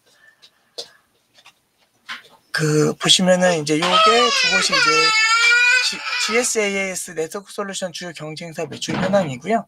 이 부분은 이제 콩스버그라는 그 노르웨이 회사고 SSC 이제 스웨덴 회사 두 군데 매출 추이도 같이 보실 수 있겠습니다. 요 데이터는 이제 향후 이제 위성 수가 증가할 그 가능성에 대한 그래프이고요. 네, 요거는 이제 위성 활용 서비스 수요 확대에 대한 전망입니다. 네, 세 번째 사업으로는 위성 영상 생성을 위해서 데이터 처리 솔루션 사업인데요. 요 부분은 방금 서두에 말씀해 주신 그 세트라가이의 그 자회사 사업과 좀 비슷하다고 보시면 될 것 같습니다. 그렇기 때문에 이제 위성 영상 처리가 필요한 회사 요청을 받으면 고객이 가진 그 위성의 구조에 따라 영상 특성 분석 및 표준 영상 생성 시스템 설계 개발 테스트로 진행이 되겠고요. 판매 완료 후에는 연 단위의 유지 보수가 진행되도록 그렇게 사업이 진행될 것 같습니다. 이쪽 보시면은 이제 진행에 대한 대략적인 내용 보실 수 있겠고요. 마지막 사업으로 이제 그 밸류 에디트 위성 영상 활용 솔루션입니다. 요 사업은 간략하게 제가 그 컨택 직원분께서 말씀해 주신 그 영상 내용을 좀 설명드리자면은 예를 들어 전쟁을 예를 들면은 예를 들어서 전쟁 시에 국내 한강 근처에서 전쟁을 진행해서 이제 강 북으로 진행이 되는 상황에서 그 내비게이션을 상상하시면은 이제 뭐 예를 들어 제일 가까운 대교를 건너라는 그런 표시가 나올 텐데요. 이게 전쟁은 실시간이기 때문에 만약에 곧 요청한 그 대교가 무너진 상황이라면은 그 즉시 요 위성 영상 활용 솔루션을 통해서 그 차선책의 그런 경로를 알려주는 그런 사업이라고 합니다. 그렇기 때문에 그건 이제 예일 뿐이긴 한데요. 그런 식으로 이해를 해주시면 될 것 같고 아직은 이제 많이 좀 개발 중이기 때문에 뭐 크게 매출이 나오는 분야는 아닙니다. 재무 분석에 대해서 설명드리겠습니다. 이게 지금 작년 11월에 그 상장을 한 회사다 보니까 지금 크게 그 재무에 대한 데이터가 없어서 연 단위의 데이터로 좀 간략하게 보시겠습니다. 매출액은 지속적으로 우상향을 하는 모습을 보이긴 하는데요. 그 보시다시피 판관비가 좀 급작스럽게 상승함에 따라 이제 GPM이 크게 하락한 모습을 보실 수 있습니다. 이 부분 이제 뒤에서 그 주담 통화 통해서 말씀드릴 내용이 있기 때문에 요거는 이제 조금 이따가 말씀드리도록 하겠습니다.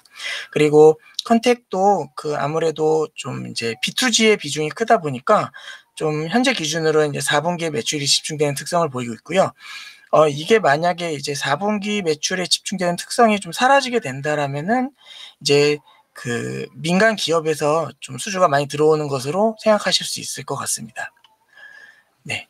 요 제품명 매출액인데요. 뭐 수출 비중이 연도 기준으로 살짝 하향하고 있지만 뭐 크게 현재 지금 뭐 이제 좀 더 데이터가 필요하기 때문에 하반기 모니터링이 좀 더 필요한 상황이고요. 요거 주요 판관비 비율은 급여와 경상 연구개발비가 지금 현재 제일 큰 상황입니다. 그렇기 때문에 요 부분이 이제 좀 줄어드는 거를 좀 봐야 될 것 같습니다. 대손 충당금 비율은 0.1%로 양호한 상황이고요. 그 경과 기반별 매출 채권은 대부분 이제 3월 미만으로 양호하다고 보시면 될 것 같고요. 이제 직원 수 또한 꾸준히 증가하는 추세로 보시면 될 것 같습니다. 이제 컨택 수주 잔고인데요. 현재 지금 지속적으로 이제 상승하고 있는 모습 보실 수 있고요.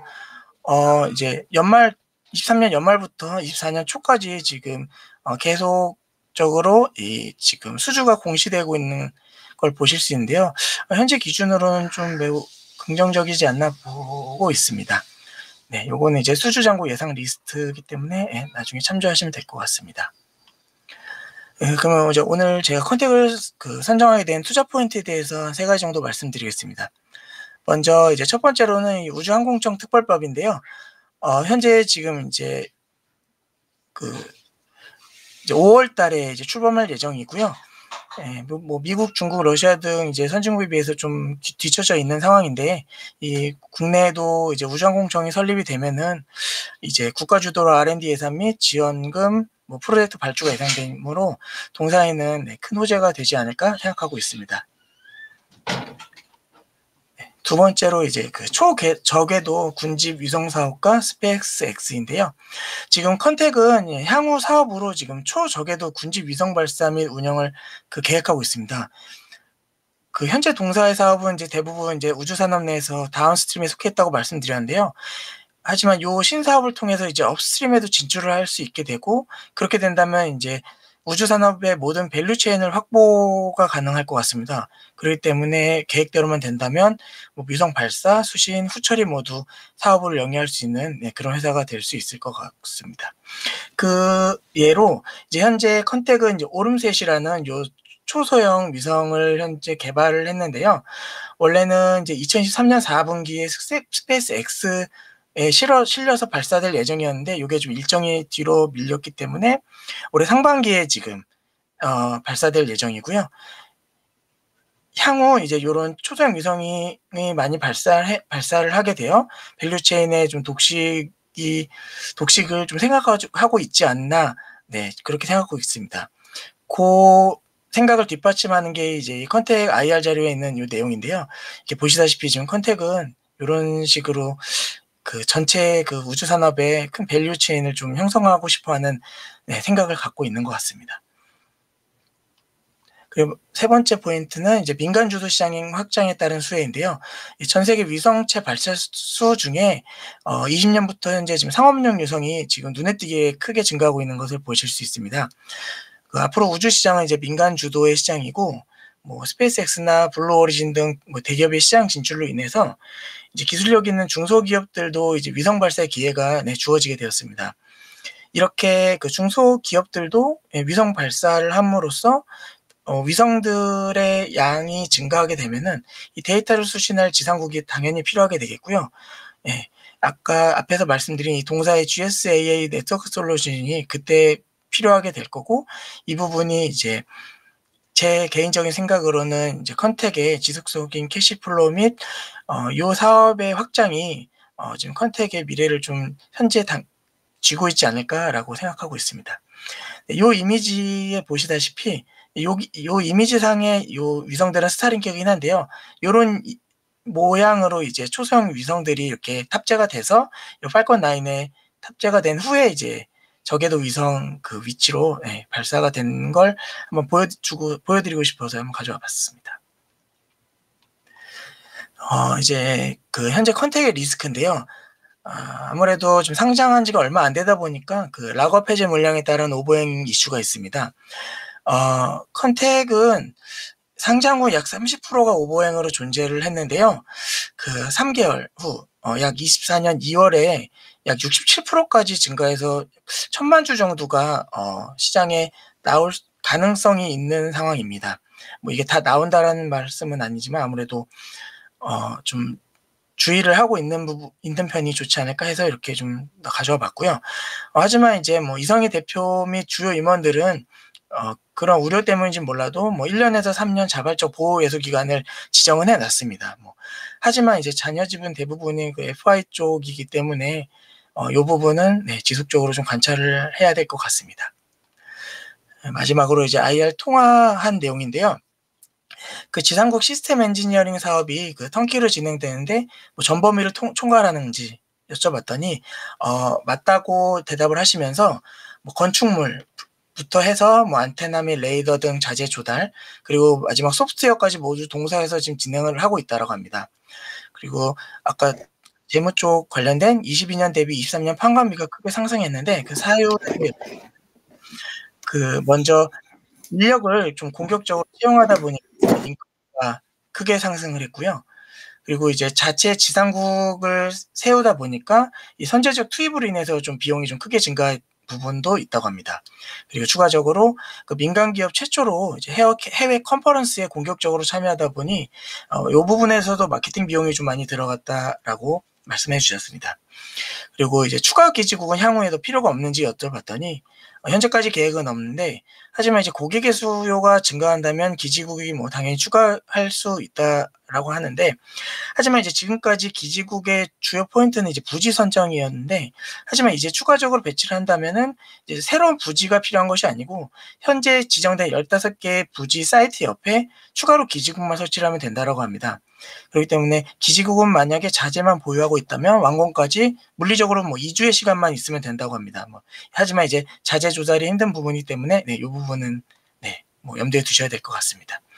마지막으로 이제 오름셋 발사가 미뤄졌는데 일정이 나은지 여쭤봤더니 24년 3월 1일 발사 확정이 되었고, 추가적으로 또 뭐 발사 예정이 있냐고 좀 물어봤더니 하반기에 이제 다른 개념의 위성 추가 발사 계획이 있다라고 하더라고요. 근데 요거는 뭐 탄소 배출 관련 내용인데 뭐 자세하게 말씀해 주진 않아서 여기까지 제가 확인해 봤습니다.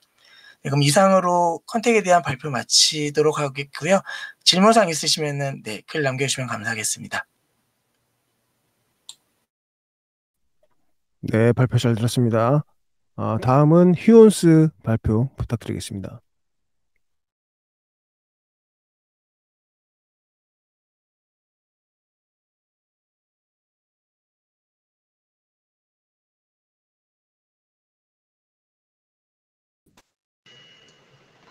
안녕하세요. 휴온스 발표드리겠습니다. 최근에 제약바이오 쪽에 좀 흐름이 좋아서 숫자가 나오는 종목 중에서 한번 골라서 공부를 해봤습니다. 휴온스는 시가총액 4,500억 원 정도 하는 회사이고요. 과거의 주가 추이는 이러합니다. 최근에 21년도 기점으로 해서 계속 하락을 하다가 작년 그 2분기 실적 발표 이후로 한번 상승하는 흐름을 보여주었습니다. 투자 포인트부터 말씀을 드리면요. 마취제와 점안제의 증설로 인한 QE 증가가 당사의 그 투자 포인트입니다. 기업부터 설명을 드리겠습니다.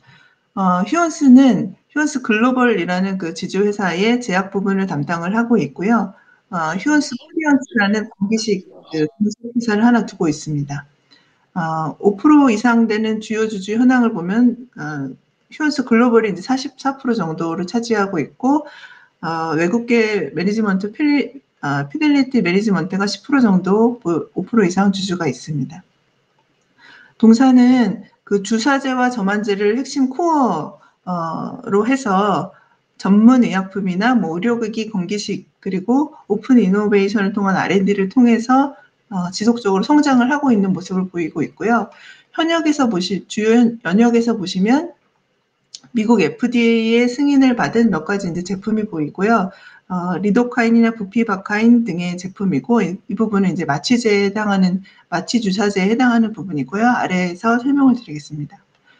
사업부별 매출액은 전문 의약품이 47%로 가장 많고요. 그리고 뷰티 웰빙에는 건기식이 포함되어 있고, 이러한 제품이 있고 35%, 그다음에 CMO 수탁이 점안제와 그 외에 제품이 있고 그게 12% 정도를 하고 있습니다. 흐름을 보시면은 최근에 전문 의약품의 흐름이 이제 증가를 하고 있고요. 뷰티 웰빙, 건기식이 포함된 뷰티 웰빙의 매출액 흐름도 좋습니다. 이거는 용어의 부분이니까 참고를 해보시면 될 것 같고요. 사업부별로 이제 세부 매출액을 살펴보면 전문의약품 쪽에서는 이러한 제약이 있는데, 그 중에서 최근에 이제 마취제의 매출 흐름이 증가하는 모습을 보실 수가 있고요. 뷰티 웰빙 쪽에서는 건강기능식품의 매출이 증가를 하고 있습니다. 그 수탁에 해당하는 CMO 부분에서는 점안제의 매출이 지속적으로 이제 증가를 하고 있습니다. 그래서 그 마취제, 점안제, 그리고 건강기능식품에 대해서 간단하게 어떤 제품들이 있는지 살펴보면요. 그래서 전문 동사의 홈페이지 가서 전문의약품에 어떤 제품이 있는지 살펴보면 여러 가지 다양한 그 제품, 그 제약품이 있고요. 그 중에서 마취제와 저만제를 살펴보면 마취제는 이제 국소 마취제에 해당하고요. 리도카인 이제 포함된 국소 마취제가 있고요. 그리고 저만제는 안구 건조증 등의 안과 용제가 이러한 안과 저만액이 있습니다. 그리고 위에서 말씀드린 그 뷰티 웰빙 쪽의 건기식에는 건기식의 매출 추이가 지금 증가를 하고 있는데 그 주요 원인은 메노락토라고 하는 그 여성 갱년기 유산균 그 건기식을 출시를 했고 그거의 매출이 이제 잘 팔리고 있는 것으로 보여집니다. 최근에는 사군자라고 하는 그 남성용 그 건기식도 출시를 했습니다. 그 투자 포인트를 점검을 해보면 주사제, 그러니까 마취제로 대표되는 주사제와 저만제의 증설인데요. 동사의 그 가동률을 보면은 주사제와 저만제를 비롯해서 풀캐파로 돌아가고 풀 가동률로 돌아가고 있습니다. 증설되는 것들을 살펴보면요. 우선 저만제와 그리고 주사제 중에 주사제는 품목으로 좀 나뉘어서 그 중에서 바이럴 카트리지 제품이 이제 증설이 진행이 됩니다. 증설 계획을 살펴보면 저만제 같은 경우는 23년 4분기에 GMP 인증을 완료했고 이제 그 매출이 발생을 하고 있고요. 주사제 같은 경우는 올해 3분기에 이제 설비 준공 완료하고 내년 1분기에 GMP 완공해서 매출을 이제 발생을 할 예정입니다. 어느 정도 그 증설 규모를 살펴보면 현재는 이제 1공장이 있고 2공장이 이제 만들어지는 건데요. 거기에 저만제 같은 경우는 50% 증설이 되는 거고요.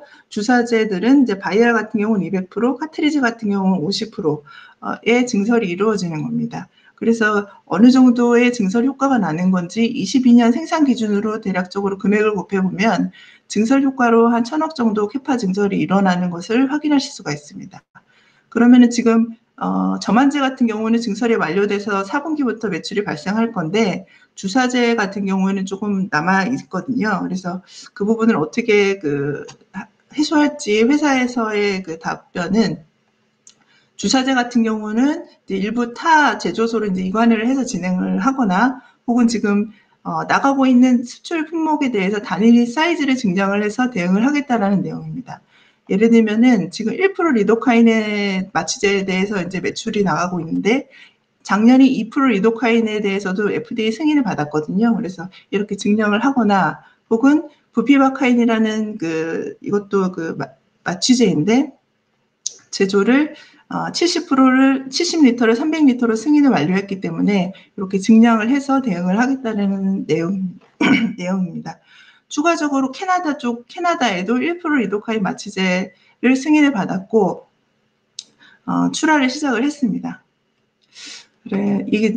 그래서 이제 증설 관련된 부분을 말씀을 드렸고, 그럼 왜 그 마취제의 수출이 왜 증가를 하고 있는지 살펴보면요. 마취제에 해당하는 대표 제품이 리도카인이라는 제품인데요. 리도카인이라는 그 주사제는 아래의 같은 그 상황에서 쓰입니다. 국소 마취제라고 보시면 될 것 같고, 뭐 치과나 이비인후과나 수술할 때 그런 국소 마취제에서 이제 사용이 됩니다. 근데 이 마취제가 북미의 그 부족 현상이 지속되고 있는 부분이 있습니다. 그래서 현재 FDA 그 드럭스토어 쇼티지에 가서 리도카인을 검색을 해봐도 현재도 그 쇼티지로 검색이 되고 있고요. 그럼 이건 최근에 일어난 일이 아니고 리포트를 참고를 해보면은 리도카인 그 제품에 대해서 최초 공급 부족이 명시된 일자가 2012년부터라고 합니다. 그래서 그 사유로는 이제 수요 증가라고 되어 있는데 조금 더 그 부족 원인에 대해서 요 기사에 보면은 미 의회에 그 보고한 내용이 있어서 몇 가지를 살펴보면요. 우선은 인구 고령화나 이제 의료 발전으로 리도카인이 수요가 증가하고 있는 부분이 맞고요. 그리고 두 번째는 우선 그냥 참고를 해주시면 될 것 같고, 리도카인 이제 이윤 폭이 좀 낮고 복잡한 제조 요건으로 인해서 생산에 좀 어려움이 있어서 결론적으로 마진이 더 높은 약물을 우선순위로 두게 되어서 이 부분의 공급 감소가 해소가 되기가 힘들었던 것 같습니다. 그래서 FDA 승인된 리도카인 업체들을 보면은 총 이렇게 9개의 업체밖에 되지 않고 그 중에 하나가 이제 휴온스인데, 예를 들어 화이자나 이런 그 글로벌 대기업 회사들은, 글로벌 회사들이 제조하기에는 더 마진이 좋은 약물이 우선순위가 되기 때문에 동사에게 이제 기회가 오게 되는 것 같습니다. 그리고 더불어서 작년에는 화이자 같은 경우에 작년 7월에 이제 토네이도로 락마운트 생산시설이 이제 가동이 중단되면서 쇼티지가 좀 더 심화가 된 사례도 있었고요. 현재는 일부 이제 정상화는 되었습니다. 그래서 동사의 그 마취제 매출 현황을 보면 북미 쪽으로 이제 매출이 증가를 하는 모습을 확인할 수가 있고, 그 외 지역으로의 수출도 증가를 하고 있습니다. 그래서 22년도 4분기에 매출 북미 쪽 쇼티지가 유독 이제 심화가 되었었는데, 이때 그 동사가 대응을 좀 잘했기 때문에 그 이후로 그 MS를 좀 가지고 올 수 있었다라고 이제 설명을 하셨습니다. 그래서 정리를 하면은 2% 리도카인 같은 경우는 작년에 품목허가 받은 거는 작년 3분기부터 매출 발생하고 있고요. 캐나다로 품목허가 받은 거는 4분기부터 매출 발생하고 있고, 이제 올해는 온기로 반영이 될 예정이고요. 근데 캐나다도 미국과 같이 쇼티지인 상황이라고 해서 안정적으로 이제 공급에 대한 수요가 있는 시장이라고 합니다. 그리고 수출하는 제품에 대해서는 국내보다 이제 약가가 조금 더, 국내는 약가 인하에 대한 압박이 있는데 수출 제품은 조금 더 좋은 약가를 기대할 수가 있다고 하고요. 시장 규모로 보면 미국 그 리도카인 시장 규모는 한 5천억 원 수준인데, 동사의 우선 목표는 20% 정도 점유율을 생각을 하고 있고, 캐나다 쪽도 비슷한 수준으로 생각을 하고 있는 것 같습니다. 이상 이제 리도카인이 부족한 이유와 이제 공급 부족이 지속되는 사유에 대해 말씀을 드렸고요. 저만제 같은 경우는 안구건조증으로 대표되는데요. 여기는 이제 스마트폰 이나 전자기기가 늘어남으로 인해서 안구건조증 환자가 이제 계속 늘어나고 있고, 그래서 동사도 풀캐파로 들어가고 있는 상황에서 증설을 단행을 한 것 같습니다. 그래서 국내 치료제 중에서 이제 히알루론산 저면제가 대표적인데 그 규모가 2,300억 원 정도입니다. 근데 여기서 이제 저만제는 하나 이제 급여 재평가 이슈가 있어서 요거를 확인을 해놔야 되는데요. 뭐냐면 작년에 9월에 그 히알루론산이 들어간 저만제에 대해서 급여 재평가 이슈가 있었습니다. 이게 뭐냐면은 처방이 나가는 것 중에 그 원인이 외인성과 내인성이 있는데, 외인성은 그 콘택트 렌즈나 수술 같은 거를 해서 물리적인 손상으로 이루어지는 질환이거든요. 근데 이 부분에 대해서 급여를 불인정하겠다라는 게 약평위의 그 1차 결과가 있었습니다. 이거 전체에서 그 외인성 질환 한 20% 정도 하는 부분이고요. 그래서 그게 있었는데, 이건 최종적으로는 2차 회에 걸쳐서 올해부터 적용될 예정이었으나 2차에서 추가 검토로 우선 결론이 나긴 했습니다. 그래서 앞으로 어떻게 날지 지켜는 봐야 되겠고요. 그래서 이 이슈에 대해서 당사의 영향력을 우선은 알고 있어야 하는데, 우선 안구건조증이 이 3가지 계열이 있다고 합니다. 근데 이번에 이제 히알루론산 계열인데, 만약에 이쪽에 매출이 조금 줄은 영향을 받는다고 하면 이 2가지 계열로 이제 그 처방이 나갈 거잖아요. 근데 동사는 위에서 말씀드렸듯이 그 CMO 사업을 하고 있기 때문에 위탁 생산으로 이제 생산의 대응이 가능하고, 또 이 2가지의 그 계열은 그 히알루론산 대비 최소 약가가 2배 이상이기 때문에 이런 시장 판도는 오히려 긍정적인 요인으로 작용할 수도 있다라고 이제 생각이 됩니다. 그래서 정량적인 부분을 확인을 해보겠습니다. 제약회사이기 때문에 4분기마다 매출이 최대 매출로 좀 증가하는 계절성을 좀 보이고 있고요. 근데 다만 지금 마진이 판관 비율은 빠지고 있지만 GP 마진도 22년 3분기 이후로 조금 줄어드는 모습을 보이고 있습니다. 이 부분은 이 공장 그 저만제 라인이 이제 매출은 발생을 안 하고 이때 22년 3분기부터 인건비나 제조 원가 등 이제 비용이 선반영되면서 원가 상승률이 이제 주된 원인이 되었고, 그래서 이제 이 4분기에 공장이 돌아가면 원가 개선이 될 것으로 기대를 해봐도 될 것 같습니다. 현금 흐름은 뭐 장기적으로 양호한 편이고요. 그리고 그 증설에 대한 남은 증설에 대해서 들어가는 현금이 동사의 그 현금성 자산으로 봤을 때 가능한 부분으로 충분할 것으로 보여졌습니다. 재고 자산은 최근에 증가를 했는데요. 그 부분은 이제 원재료와 부재료의 증가였고요. 그렇다고 이제 그리고 재고 자산 회전율은 하단을 깨지는 않았습니다. 비용은 그 성격별 그 분류의 비용이 연도별로 되어 있어서 우선은 판관비만 가지고 왔는데요. 우선은 광고비나 지급 수수료가 건기식 쪽으로 발생하는 그런 비용인데, 그게 최근에 좀 증가를 하다가 3분기에는 그래도 하락하는 모습을 보여주었습니다. 매출 채권 잔액 6개월 이하가 88%이고요. 전체 매출 채권 회전율은 상승하는 추세인데, 대손충당금 설정률이 이때 이제 한번 튀는 모습을 보였고, 이 이슈는 그 팬데믹 때 그 방역용품의 확보처가 어려워서 그 미국 법인에서 그 발생한 비용을 발생한 부분을 이제 비용을 반영했다는 설명이 있으니까 이런 부분은 좀 참고를 해봐야 될 것 같고요. 작년에 직원은 계속 증가를 하고 있고, 특히 작년에 약 100여 명 정도 증가를 했습니다. 그리고 전환사채 물량은 27만 주 있고요. 금액으로 하면 110억 원 정도 내외의 물량이 있습니다. 이 가격으로 해서.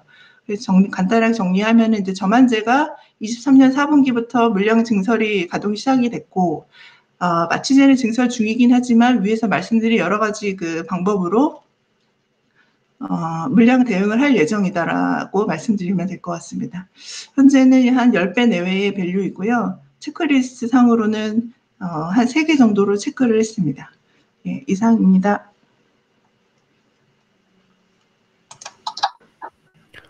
네, 발표 잘 들었습니다. 다음은 아프리카 TV 발표 부탁드리겠습니다.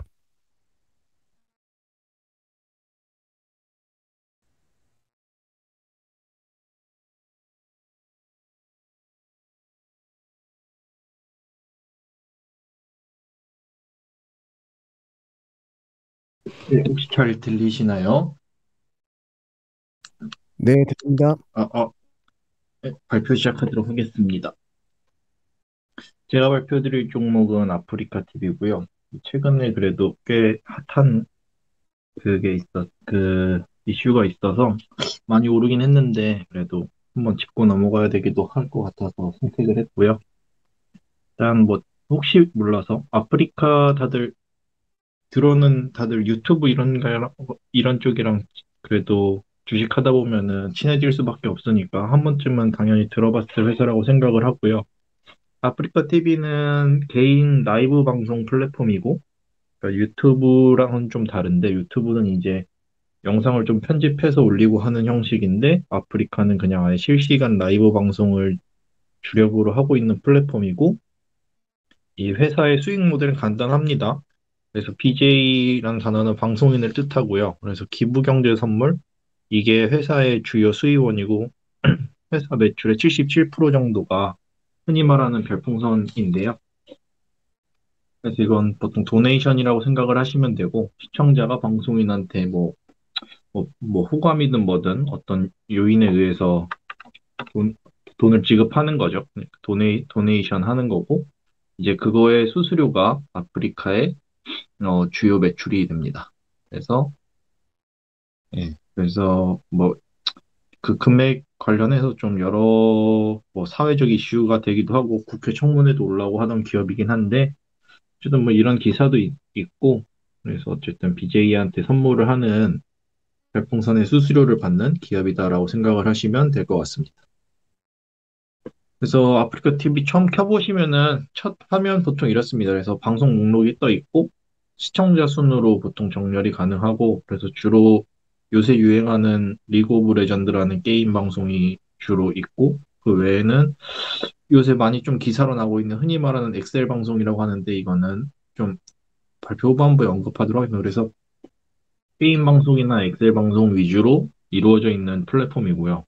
그래서 간단히 수익 모델 정리해보면 유저가 아프리카한테 100원을 주면 별풍선 1개를 구매할 수 있고 이거를 BJ한테 선물을 하면 BJ는 이거를 이제 아프리카한테 다시 주고 이건 아프리카에서 여기서 이제 60원에서 80원을 지급을 해줍니다. 즉 여기서 20원에서 40원이 아프리카의 수수료 수익이 되고요. 그래서 이거 관련해서도 나중에 또 언급할 점이 하나 있는데 이것도 맨 끝에 언급해 드리도록 하겠습니다. 수익 모델은 회사 정리하면 수익 모델은 라이브 방송 플랫폼이고 수익 모델 별풍선 수수료, 그다음에 방송 입장 시에 이제 방송을 시청하려면 봐야 하는 광고, 그걸로도 당연히 회사가 돈을 벌 거고 이것도 역시 BJ랑 수수료 떼고 수수료를 받아갑니다. 이 광고료도 이제 BJ한테 지급하고 또 수수료를 아프리카 TV가 받아가고요.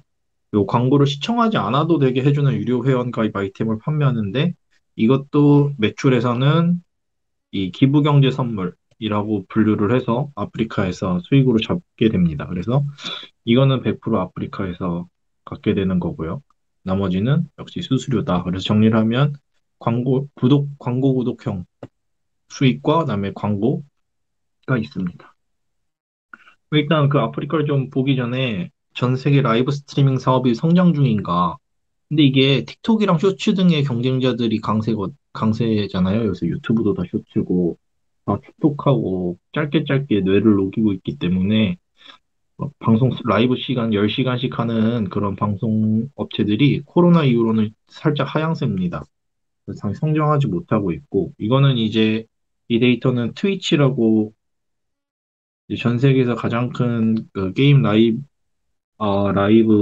플랫폼인데 어쨌든 트위치의 뷰어십을 보면은 매년 증가는 하고 있습니다. 그래서 12년부터 해서 엄청나게 증가를 했는데 어쨌든 코로나 2020년 때 강하게 증가한 이후에는 매년 현상 유지거나 아니면 하향 중인 걸 볼 수 있고 그다음에 전체 뷰어십 말고도 이 방송하는 방송 크리에이터, BJ, 뭐 유튜버 어쨌든 그 방송인의 숫자도 이 코로나 때 증가한 이후에는 꾸준히 감소하고 있는 걸 저희가 볼 수 있습니다. 그래서 2018년에 한번 성장을 했고 코로나 시기에 한번 성장을 한 이후로는 하향세다. 어느 정도는 정책이 약하향세라고 볼 수는 있습니다. 산업 자체는 뷰어십으로 봤을 때 이렇게 판단할 수 있고요. 그러면 지금 이제 제일 요새 핫한 게 트위치 코리아가 철수를 한다. 결국 망사용료 때문에 철수를 하는데 결국 직접적인 수혜주는 당연히 아프리카 TV거나 네이버에서 준비하고 있는 치지직일 텐데 그래서 저는 이제 아프리카 TV가 얼마 이득을 볼 수 있는가 좀 정리를 해보려고 합니다. 코로나 시기에는 스타크래프트 같은 좀 옛날 고전 게임이라 그걸 바탕으로 아프리카의 뷰어십이 트위치 코리아를 꾸준히 이겼습니다. 보통 이때 제 기억에 데이터가 아프리카가 30만이면은 트위치가 20만 정도였던 것 같고요. 특히 아프리카 주 연령대가 30에서 50대 남성들이 대부분이기 때문에 스타크래프트 자체 접근성이 상당히 좋았고 코로나도 이제 밖으로 나가지 못하니까 혜택을 엄청 많이 봤었고요. 근데 이 트위치 코리아가 철수 전에 2022년 9월 29일에 화질을 720p로 제한을 둔 적이 있습니다. 그 이유가 이제 이것도 역시 망사용료 때문이었고요. 그러면 이때도 다들 시장에서 아프리카가 수혜를 볼 것이다. 화질이 낮아졌으니까 게임 방송 이런 거 하는 분들이 다 아프리카로 가지 않을까라고 얘기가 나왔었는데 실제로는 2023년 중반부터는 트위치가 오히려 아프리카를 앞서기 시작했습니다. 그래서 화질 상관없이 좀 연령대가 아프리카가 30에서 20대 중반부터 50대까지 위주고 트위치는 좀 연령대가 차이가 있다 보니까 문화 차이 때문에 트위치에서 아프리카로는 가지 않는 추세를 우리가 여기서는 확인을 할 수가 있었습니다. 그래서 화질 제한으로는 아무런 이득이 없었다. 아프리카가 오히려 손해를 봤었는데 트위치 코리아가 결국 철수를 하게 되기 때문에 이거는 아예 다른 문제라서 뭐 결국 시리직이랑 그래서 결국 정리를 하면 트위치 코리아가 사라지니까 기존의 화질에서는 아프리카가 봤던 수혜가 없는데 아예 사라지면 얘가 치지직이나 아프리카로 양분이 되거나 뭐 트위치가 전부 치지직으로 가거나 하는 두 가지 경우가 있을 텐데 이 아프리카가 얼마나 이득을 볼 수 있을지를 이제 한번 좀 살펴보려고 합니다. 그래서 22년에는 결국 트위치 파일을 얼마나 흡수할 수 있느냐. 보면은 이제 기존 트위치에서 방송하던 크리에이터들을 봤을 때 얼마나 좀 그 상단에 있는 크리에이터가 아프리카로 이적을 하냐가 문제였는데 이번에 우아굿이라는 탑 스트리머가 아프리카로 이적을 확정을 지었고 그다음에 그 함께 활동하는 다른 버튜버라고 하던데 그러니까 얼굴 공개하지 않고 버추얼 캐릭터로만 방송을 하거든요. 그런 분들 위주로 확정이 되었고 그래서 근데 또 기묘하게 아프리카는 22년부터 그 일본부터 유행하던 버튜버 파이 키우기에 공을 계속 회사 입장에서 들여왔었기 때문에 이번에 우아쿠 이런 분이 트위치에서 아예 아프리카로 이적을 하면서 아마 이 트위치 파이를 취직이 다 가져가는 게 아니라 아프리카랑 양분하게 될 것 같습니다. 그래도 아직 트위치 코리아가 완전 철수한 건 아니지만, 이제 한 달 정도 지났을 때 데이터를 살펴보면, 이 파란색이 아프리카고, 보라색이 트위치고, 밑에 있는 게 치지직인데, 지금, 아프리카가 이제는 평균 시청자가 14만, 트위치는 10만, 치지직이 3만 5천이니까 둘이 합쳐도 아프리카한테 많이 뒤처지고요. 그래서 트위치에서 아프리카로 좀 넘어간 스트리머 분들도 있고, 그리고 이제 아프리카로 넘어간 유저들이 좀 있는 게 조금씩 데이터로 보이고 있습니다. 그래서 뭐 이게 한 달밖에 안 된 데이터긴 한데, 트위치 쪽이 이제 완전 없어지면 치지직으로 다 옮겨가는 게 아니라 아프리카 TV가 그래도 많이 흡수할 것 같다는 생각이 들고요. 그래서 기존의 망사용료보단 화질 제한으로 수혜는 없었지만, 이번에 완벽한 철수에서는 그래도 아프리카가 수혜를 볼 가능성이 그래도 최근 한 달간 데이터만 살펴봤을 때는 제가 판단할 때는 좀 많이 보이고 있다.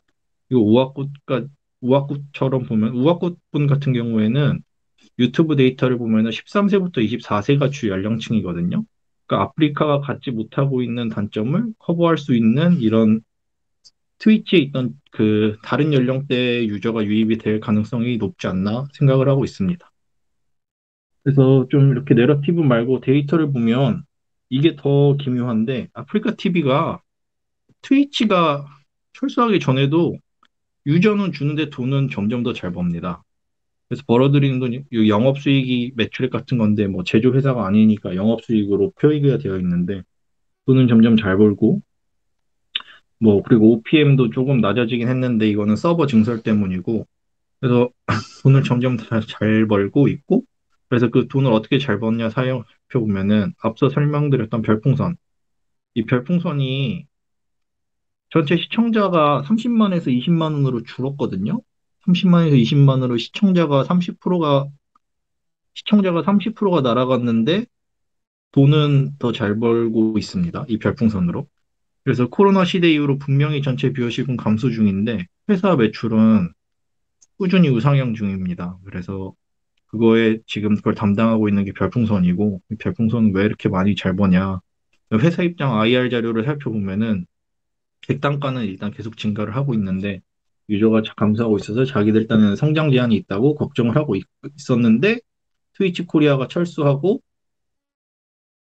전혀 다른 그 저연령대 유저들이 이제 들어오겠죠. 앞에 봤던 우악부 분이나 이런 데이터를 살펴보면 그래서 저는 좀 이게 많이 좋지 않을까. 그래서 뷰어십 이 페인 유저의 감소를 좀 어느 정도 감당해 줄 수 있지 않을까 생각하고 있고 그래서 이 별풍선이 왜 계속 벌어지냐. 그러니까 유저가 감소하는데 왜 돈이 벌리나 해서 살펴보면 이 엑셀 방송이라고 하는데 그 일단 얼굴은 안 나오게 하여튼 이렇게 엑셀을 띄워놓고 그 유저들이 돈을 어떤 여성분한테 쏘면 그 여성분들이 나와서 춤을 추거든요. 하여튼 근데 이 방송을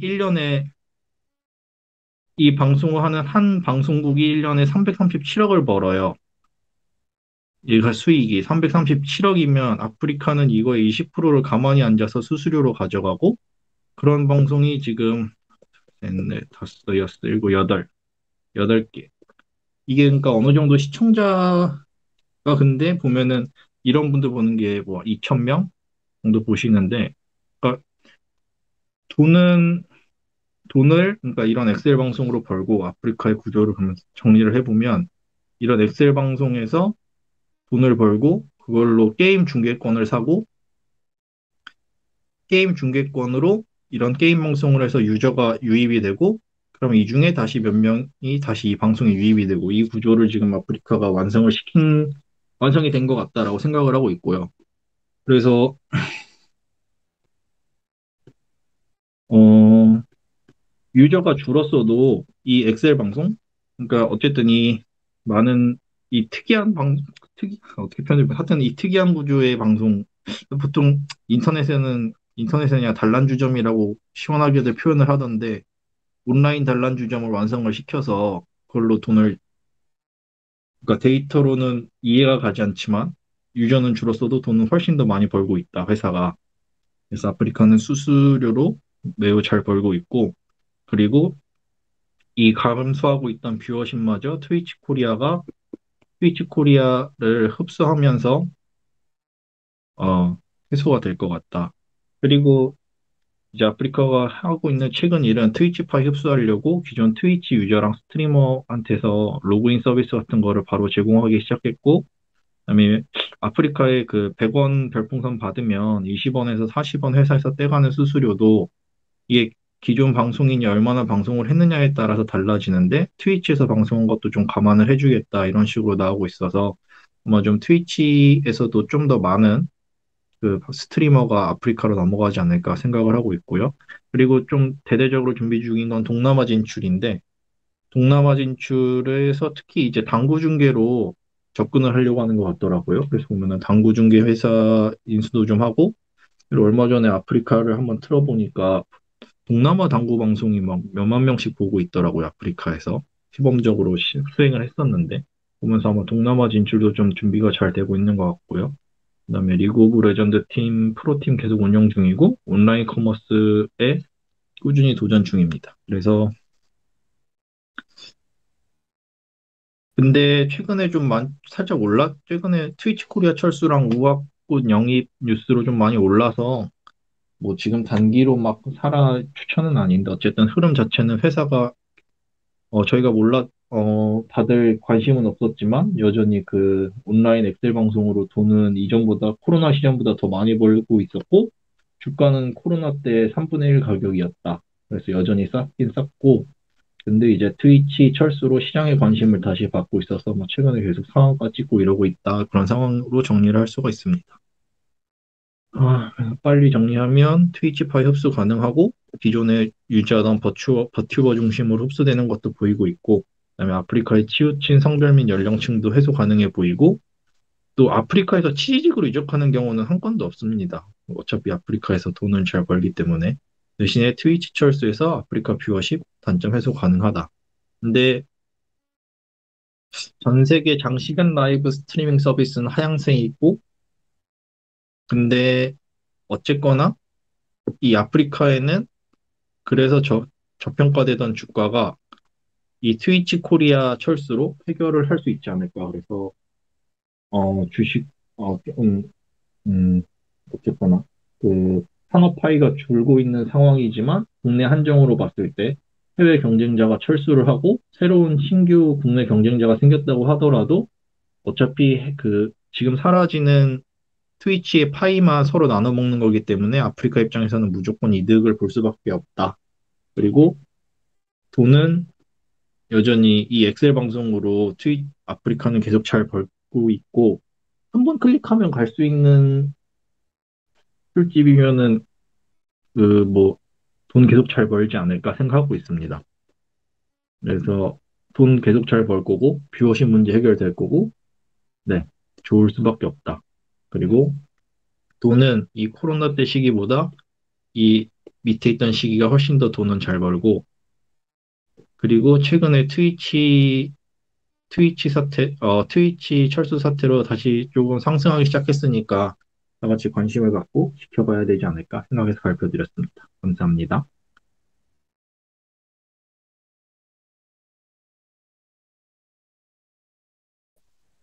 네, 발표 잘 들었습니다. 예, 마지막으로 LNC 바이오 발표 부탁드리겠습니다.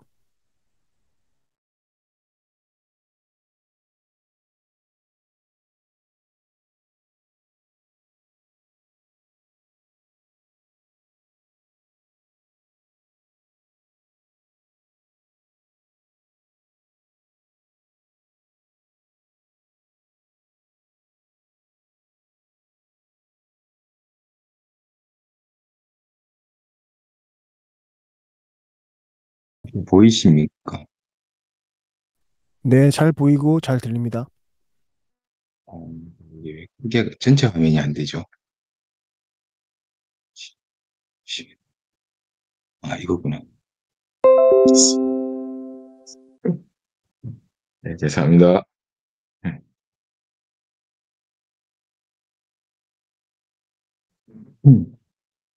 LNC 바이오 발표하겠습니다. 청도군이라고 합니다.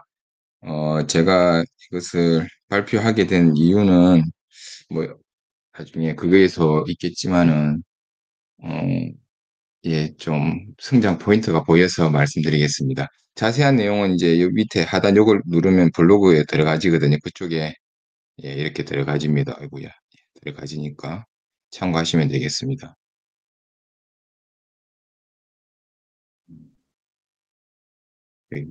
됐네요. 아이고. 지금.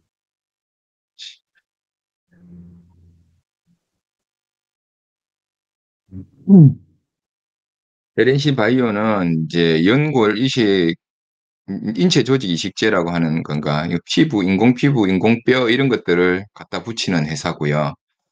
그 다음에 두 번째로는 이제 무릎이 관절이 좀 안 좋으신 분들을 위해서 무릎에 이제 퇴행성 관절염 이런 거 있는 분들한테 이제 이것을 주입을 함으로써 내부에 이런 그 연골이라고 하죠. 그죠? 이런 것들이 생성되는데 도움을 주는 그런 제품을 가지고 있습니다. 먼저 이분은 이제 유방암 환자였는데 이제 절제술을 하고 난 다음에 이제 그런 유방암 퇴치와 그런 격려를 하기 위해서 이렇게 이제 스스로를 노출을 하였고요. 이런 분들이 이제 이런 걸 이제 재생을 하는 경우에 이제 이런 제품들을 쓰는 게 있습니다. 그리고 퇴행성 관절염이라는 것은 이제 이렇게 정상적인 게 있고 1단계, 2단계, 3단계, 4단계 이렇게 나뉘어지는데 이제 등급이 높아질수록 이제 무릎 연골이 많이 다른 건데 이 연골 같은 경우에는 그게 감각이 없기 때문에 아프지 않습니다. 그래서 퇴행성 관절염이 아픈 이유는 얘가 없어지니까 아픈 게 아니라 요 주변이 이제 아파가지고 아프다고 합니다. 요럴 경우에 이제 이런 제품을 이 안에 작은 구멍을 뚫습니다. 구멍을 뚫어가지고 요걸 주입을 하게 되면은 얘가 이제 일종의 피부 인체 조직인데요. 그게 살살살 나와가지고 이런 것들이 이제 생겨나게 도와주는 그런 역할을 하는 제품입니다.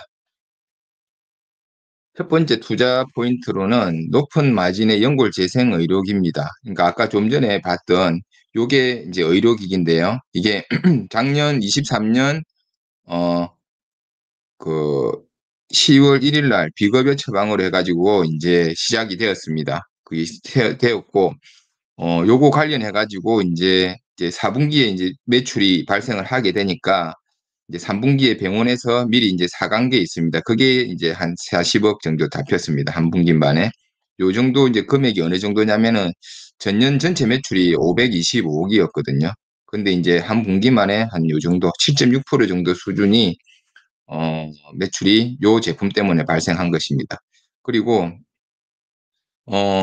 메가카티 요거 이제 이 이름이 메가카티인데 연골 재생 의료기가 이게 이제 마진이 뭐 정확하게 말은 안 해주는데 한 요 정도 육박을 한다고 합니다.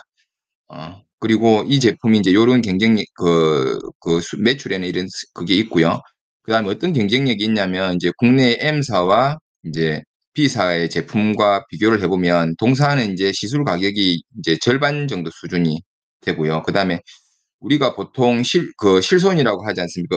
이제 치료를 받고 나면 실손을 하는데 이제 모든 제 회사들이 그 실손은 할 수 있다고 합니다. 실손 청구를 할 수 있는데 문제는 이제 요 두 회사 같은 경우에는 이제 4등급 아까 보셨지만 요렇게 3등급, 4등급 돼 있는데 요 4등급을 치료했을 때만 실손을 받을 수 있고요.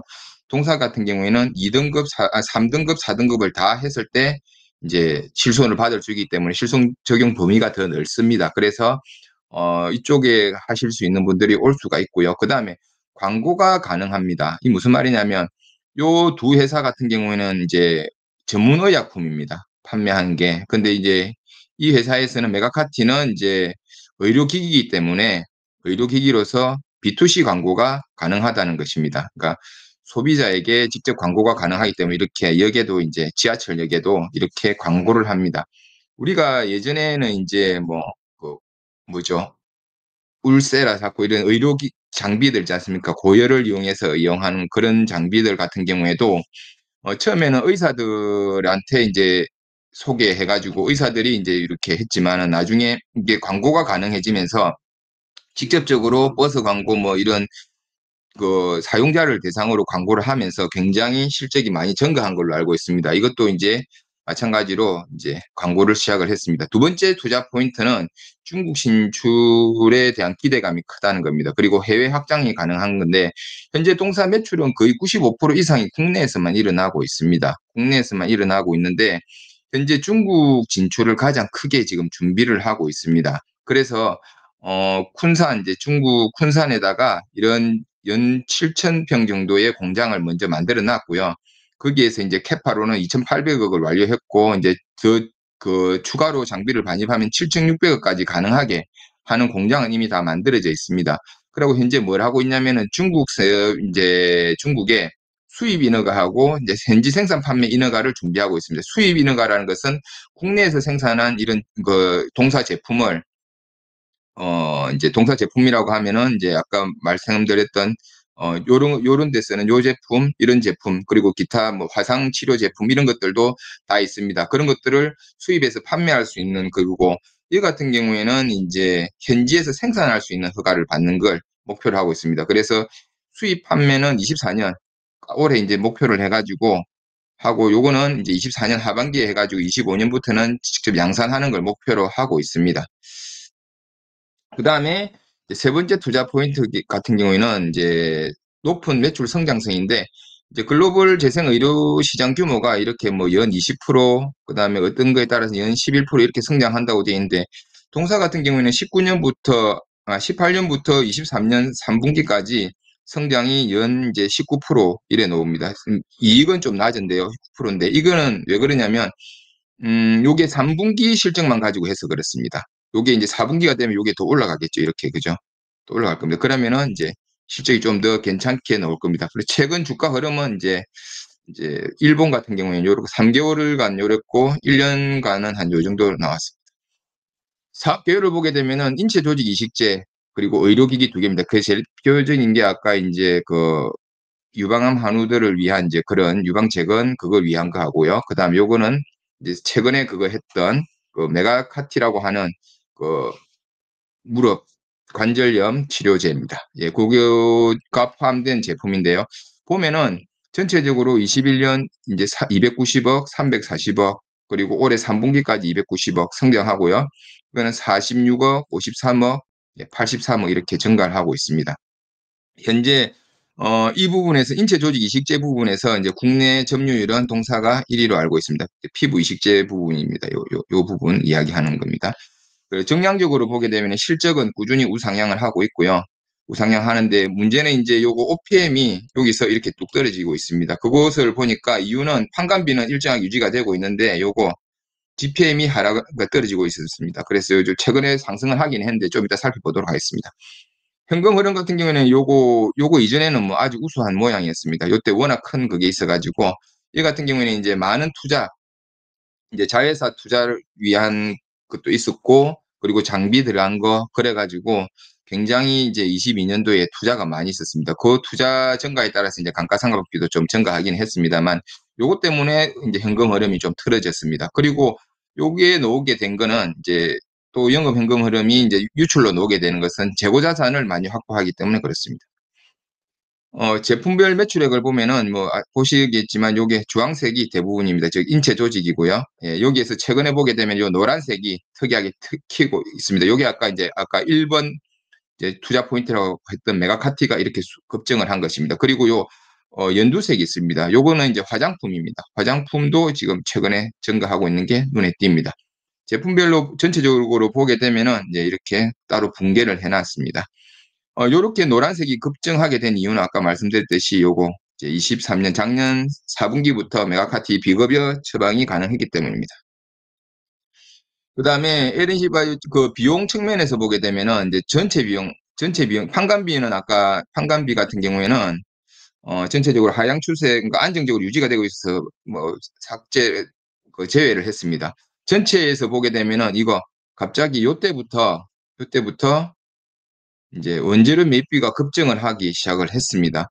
그래서 이 부분을 계속 이제 회사에 문의를 했는데, 일단 하는 이야기는 첫 번째는, 공급 이슈 때 예전에 코로나 때 한번 뒤가지고 그것 때문에 한번 확보를 한 게 있고, 그래 너무 많지 않느냐 이렇게 하니까는 또 메가카티 생산을 위해서 또 재고를 확보를 한 것도 있다. 그렇게 이야기를 했습니다.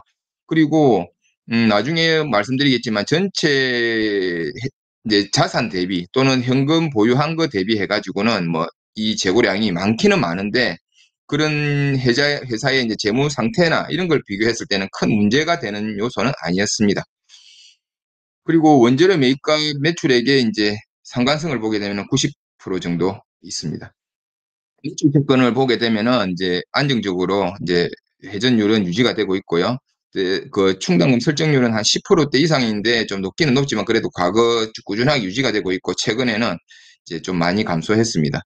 경과기간별 채권은 여기 이제 중간에 빈 게 있어서 뭐 넣지는 못했는데 이렇게 그 저점이 높아지고 있습니다. 그래서 6개월 이내 비중이 꾸준하게 상승되고 있습니다. 재고자산은 이제 아까 말씀드린 것처럼 제일 큰 문제인데 이때 21년 4분기부터 이제 급증하기 시작을 합니다. 그 증가하는 사유가 뭐냐면 얘 때문입니다. 그러니까 요거 제품 때문에 요거 때문에 증가하고 있습니다. 주요 제품의 매출을 위해서 이제 생산하는 그 재고자산이 증가하고 있습니다. 그래서 그 급증 때문에 갑자기 이제 회전율은 급감을 했고요. 근데 이제 최근에는 좀 안정적으로 되고 있는 추세입니다. 인체조직 이제 재고자산하고 인체조직 이식제 이제 매출액하고의 상관성은 이제 인체조직 재고자산이 이렇게 증가하는 데 따라서 매출액도 그 관련해서 매출액도 크게 요게 이제 재고자산이고요. 이게 증가하는데 이게 보니까 한 90% 정도의 상관성이 있었습니다. 이제 동사의 이제 성장 시그널을 한번 보면은 첫 번째 이제 직원이 급증을 하고 있습니다. 직원이 이때 21년부터 급증을 하고 있고요. 그 다음에 캐펙스도 급증을 했습니다. 그리고 재고자산도 급증을 하고 있고요. 그리고 매출액과 성장의 이익의 증가. 그러니까 여기서 보면 매출액은 성장한 게 보입니다. 근데 이제 이익은 이제 크게 나오지 않았습니다. 그 이유는 뭐냐면은 GPM의 하락 때문에 아까도 말씀드렸듯이 원재료 매입액이 너무 커서 이게 하락을 하고 있습니다. 그렇지만 이제 그럼에도 불구하고 꾸준하게 매출액이 증가하고 이익도 유지가 되기 때문에 뭐 너무 큰 위험한 요인은 아닌 것 같습니다. 그 다음에 제품 재고가 급증한 경우에 이제 이거는 제품 재고는 아닌데 원재료 제급인데 이제 긍정적 시그널 찾기라는 이제 최령구님의 책을 보고 거기에서 이제 한번 맞춰봤는데 최근 분기에 매출액이 이제 QOQYY로 이제 증가를 했는가 하는 부분에서는 이제 YOY로는 4년 연속 증가 계속 증가하고 있고요. QOQ로는 대부분 이제 증가하고 이제 몇 군데 이제 마이너스가 나는 게 있습니다. 그리고 재고자산은 이제 장기 박스권이냐 하는데 이제 여기 장기 박스권인데 이때부터 이제 하락을 했기 때문에 해당은 되지 않지만 최근에는 좀 안정적이다. 그리고 해당 기업의 외부 제품 매출과 해가지고 강한 외부 연동되는 외부 조건을 보게 되면은 이제 아까 말씀드렸듯이 요게 비급여 처방이 되기 때문에 이제 이렇게 시술할 수 있는 병원이 작년 23년 10월 31일 기준으로 74개 이제 미리 섭외가 됐겠죠. 그 다음에 해가지고 꾸준하게 증가해서 한 50개 정도가 11월까지 증가했습니다. 한 달 뭐 조금 더 안 돼가지고 그죠? 예, 이렇게 증가를 했습니다. 제품 제공이 이제 긍정적인 시그널을 찾기 위해서 이제 시설 투자는 이제 그 3분기까지 아까 많은 캐펙스 집행을 했는데도 4분기에도 신사업 및 신사업하고 통합공장 설립을 한다고 이제 이렇게 공시가 났습니다. 그리고 동종 섹터 기업의 업황이 호조가 되는가 보면 이제 대부분이 이제 증가하는 추세가 되고 있습니다. 물론 이렇게 파란색 요게 이제 안 되는 것도 있는데 대부분은 좀 성장하는 추세를 보이고 있습니다.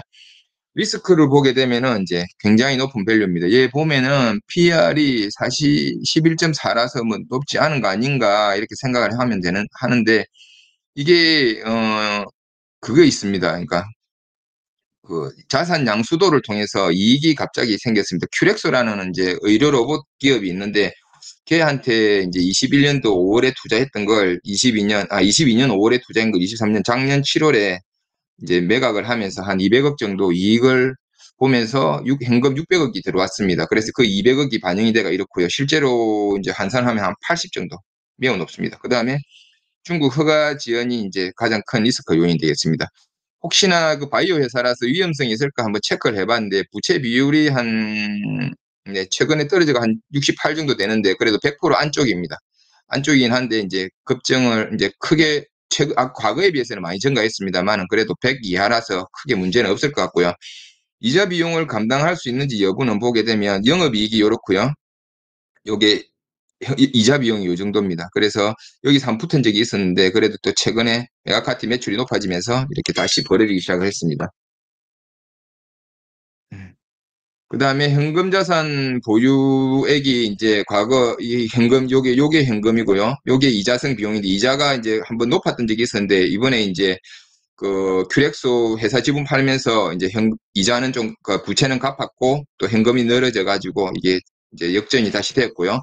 재고자산 비중 같은 경우는 전체 재산에서 이제 뭐 급증한 거는 맞지만은 한 17% 정도 수준이라서 문제는 없어 보입니다.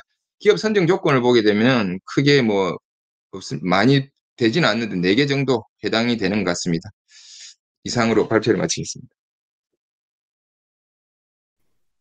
네, 오늘 마지막 발표까지 잘 들었습니다. 그래서 오늘 뭐 참여해주신 분들 모두 수고 많으셨고요. 궁금하신 사항들은 저희 채널에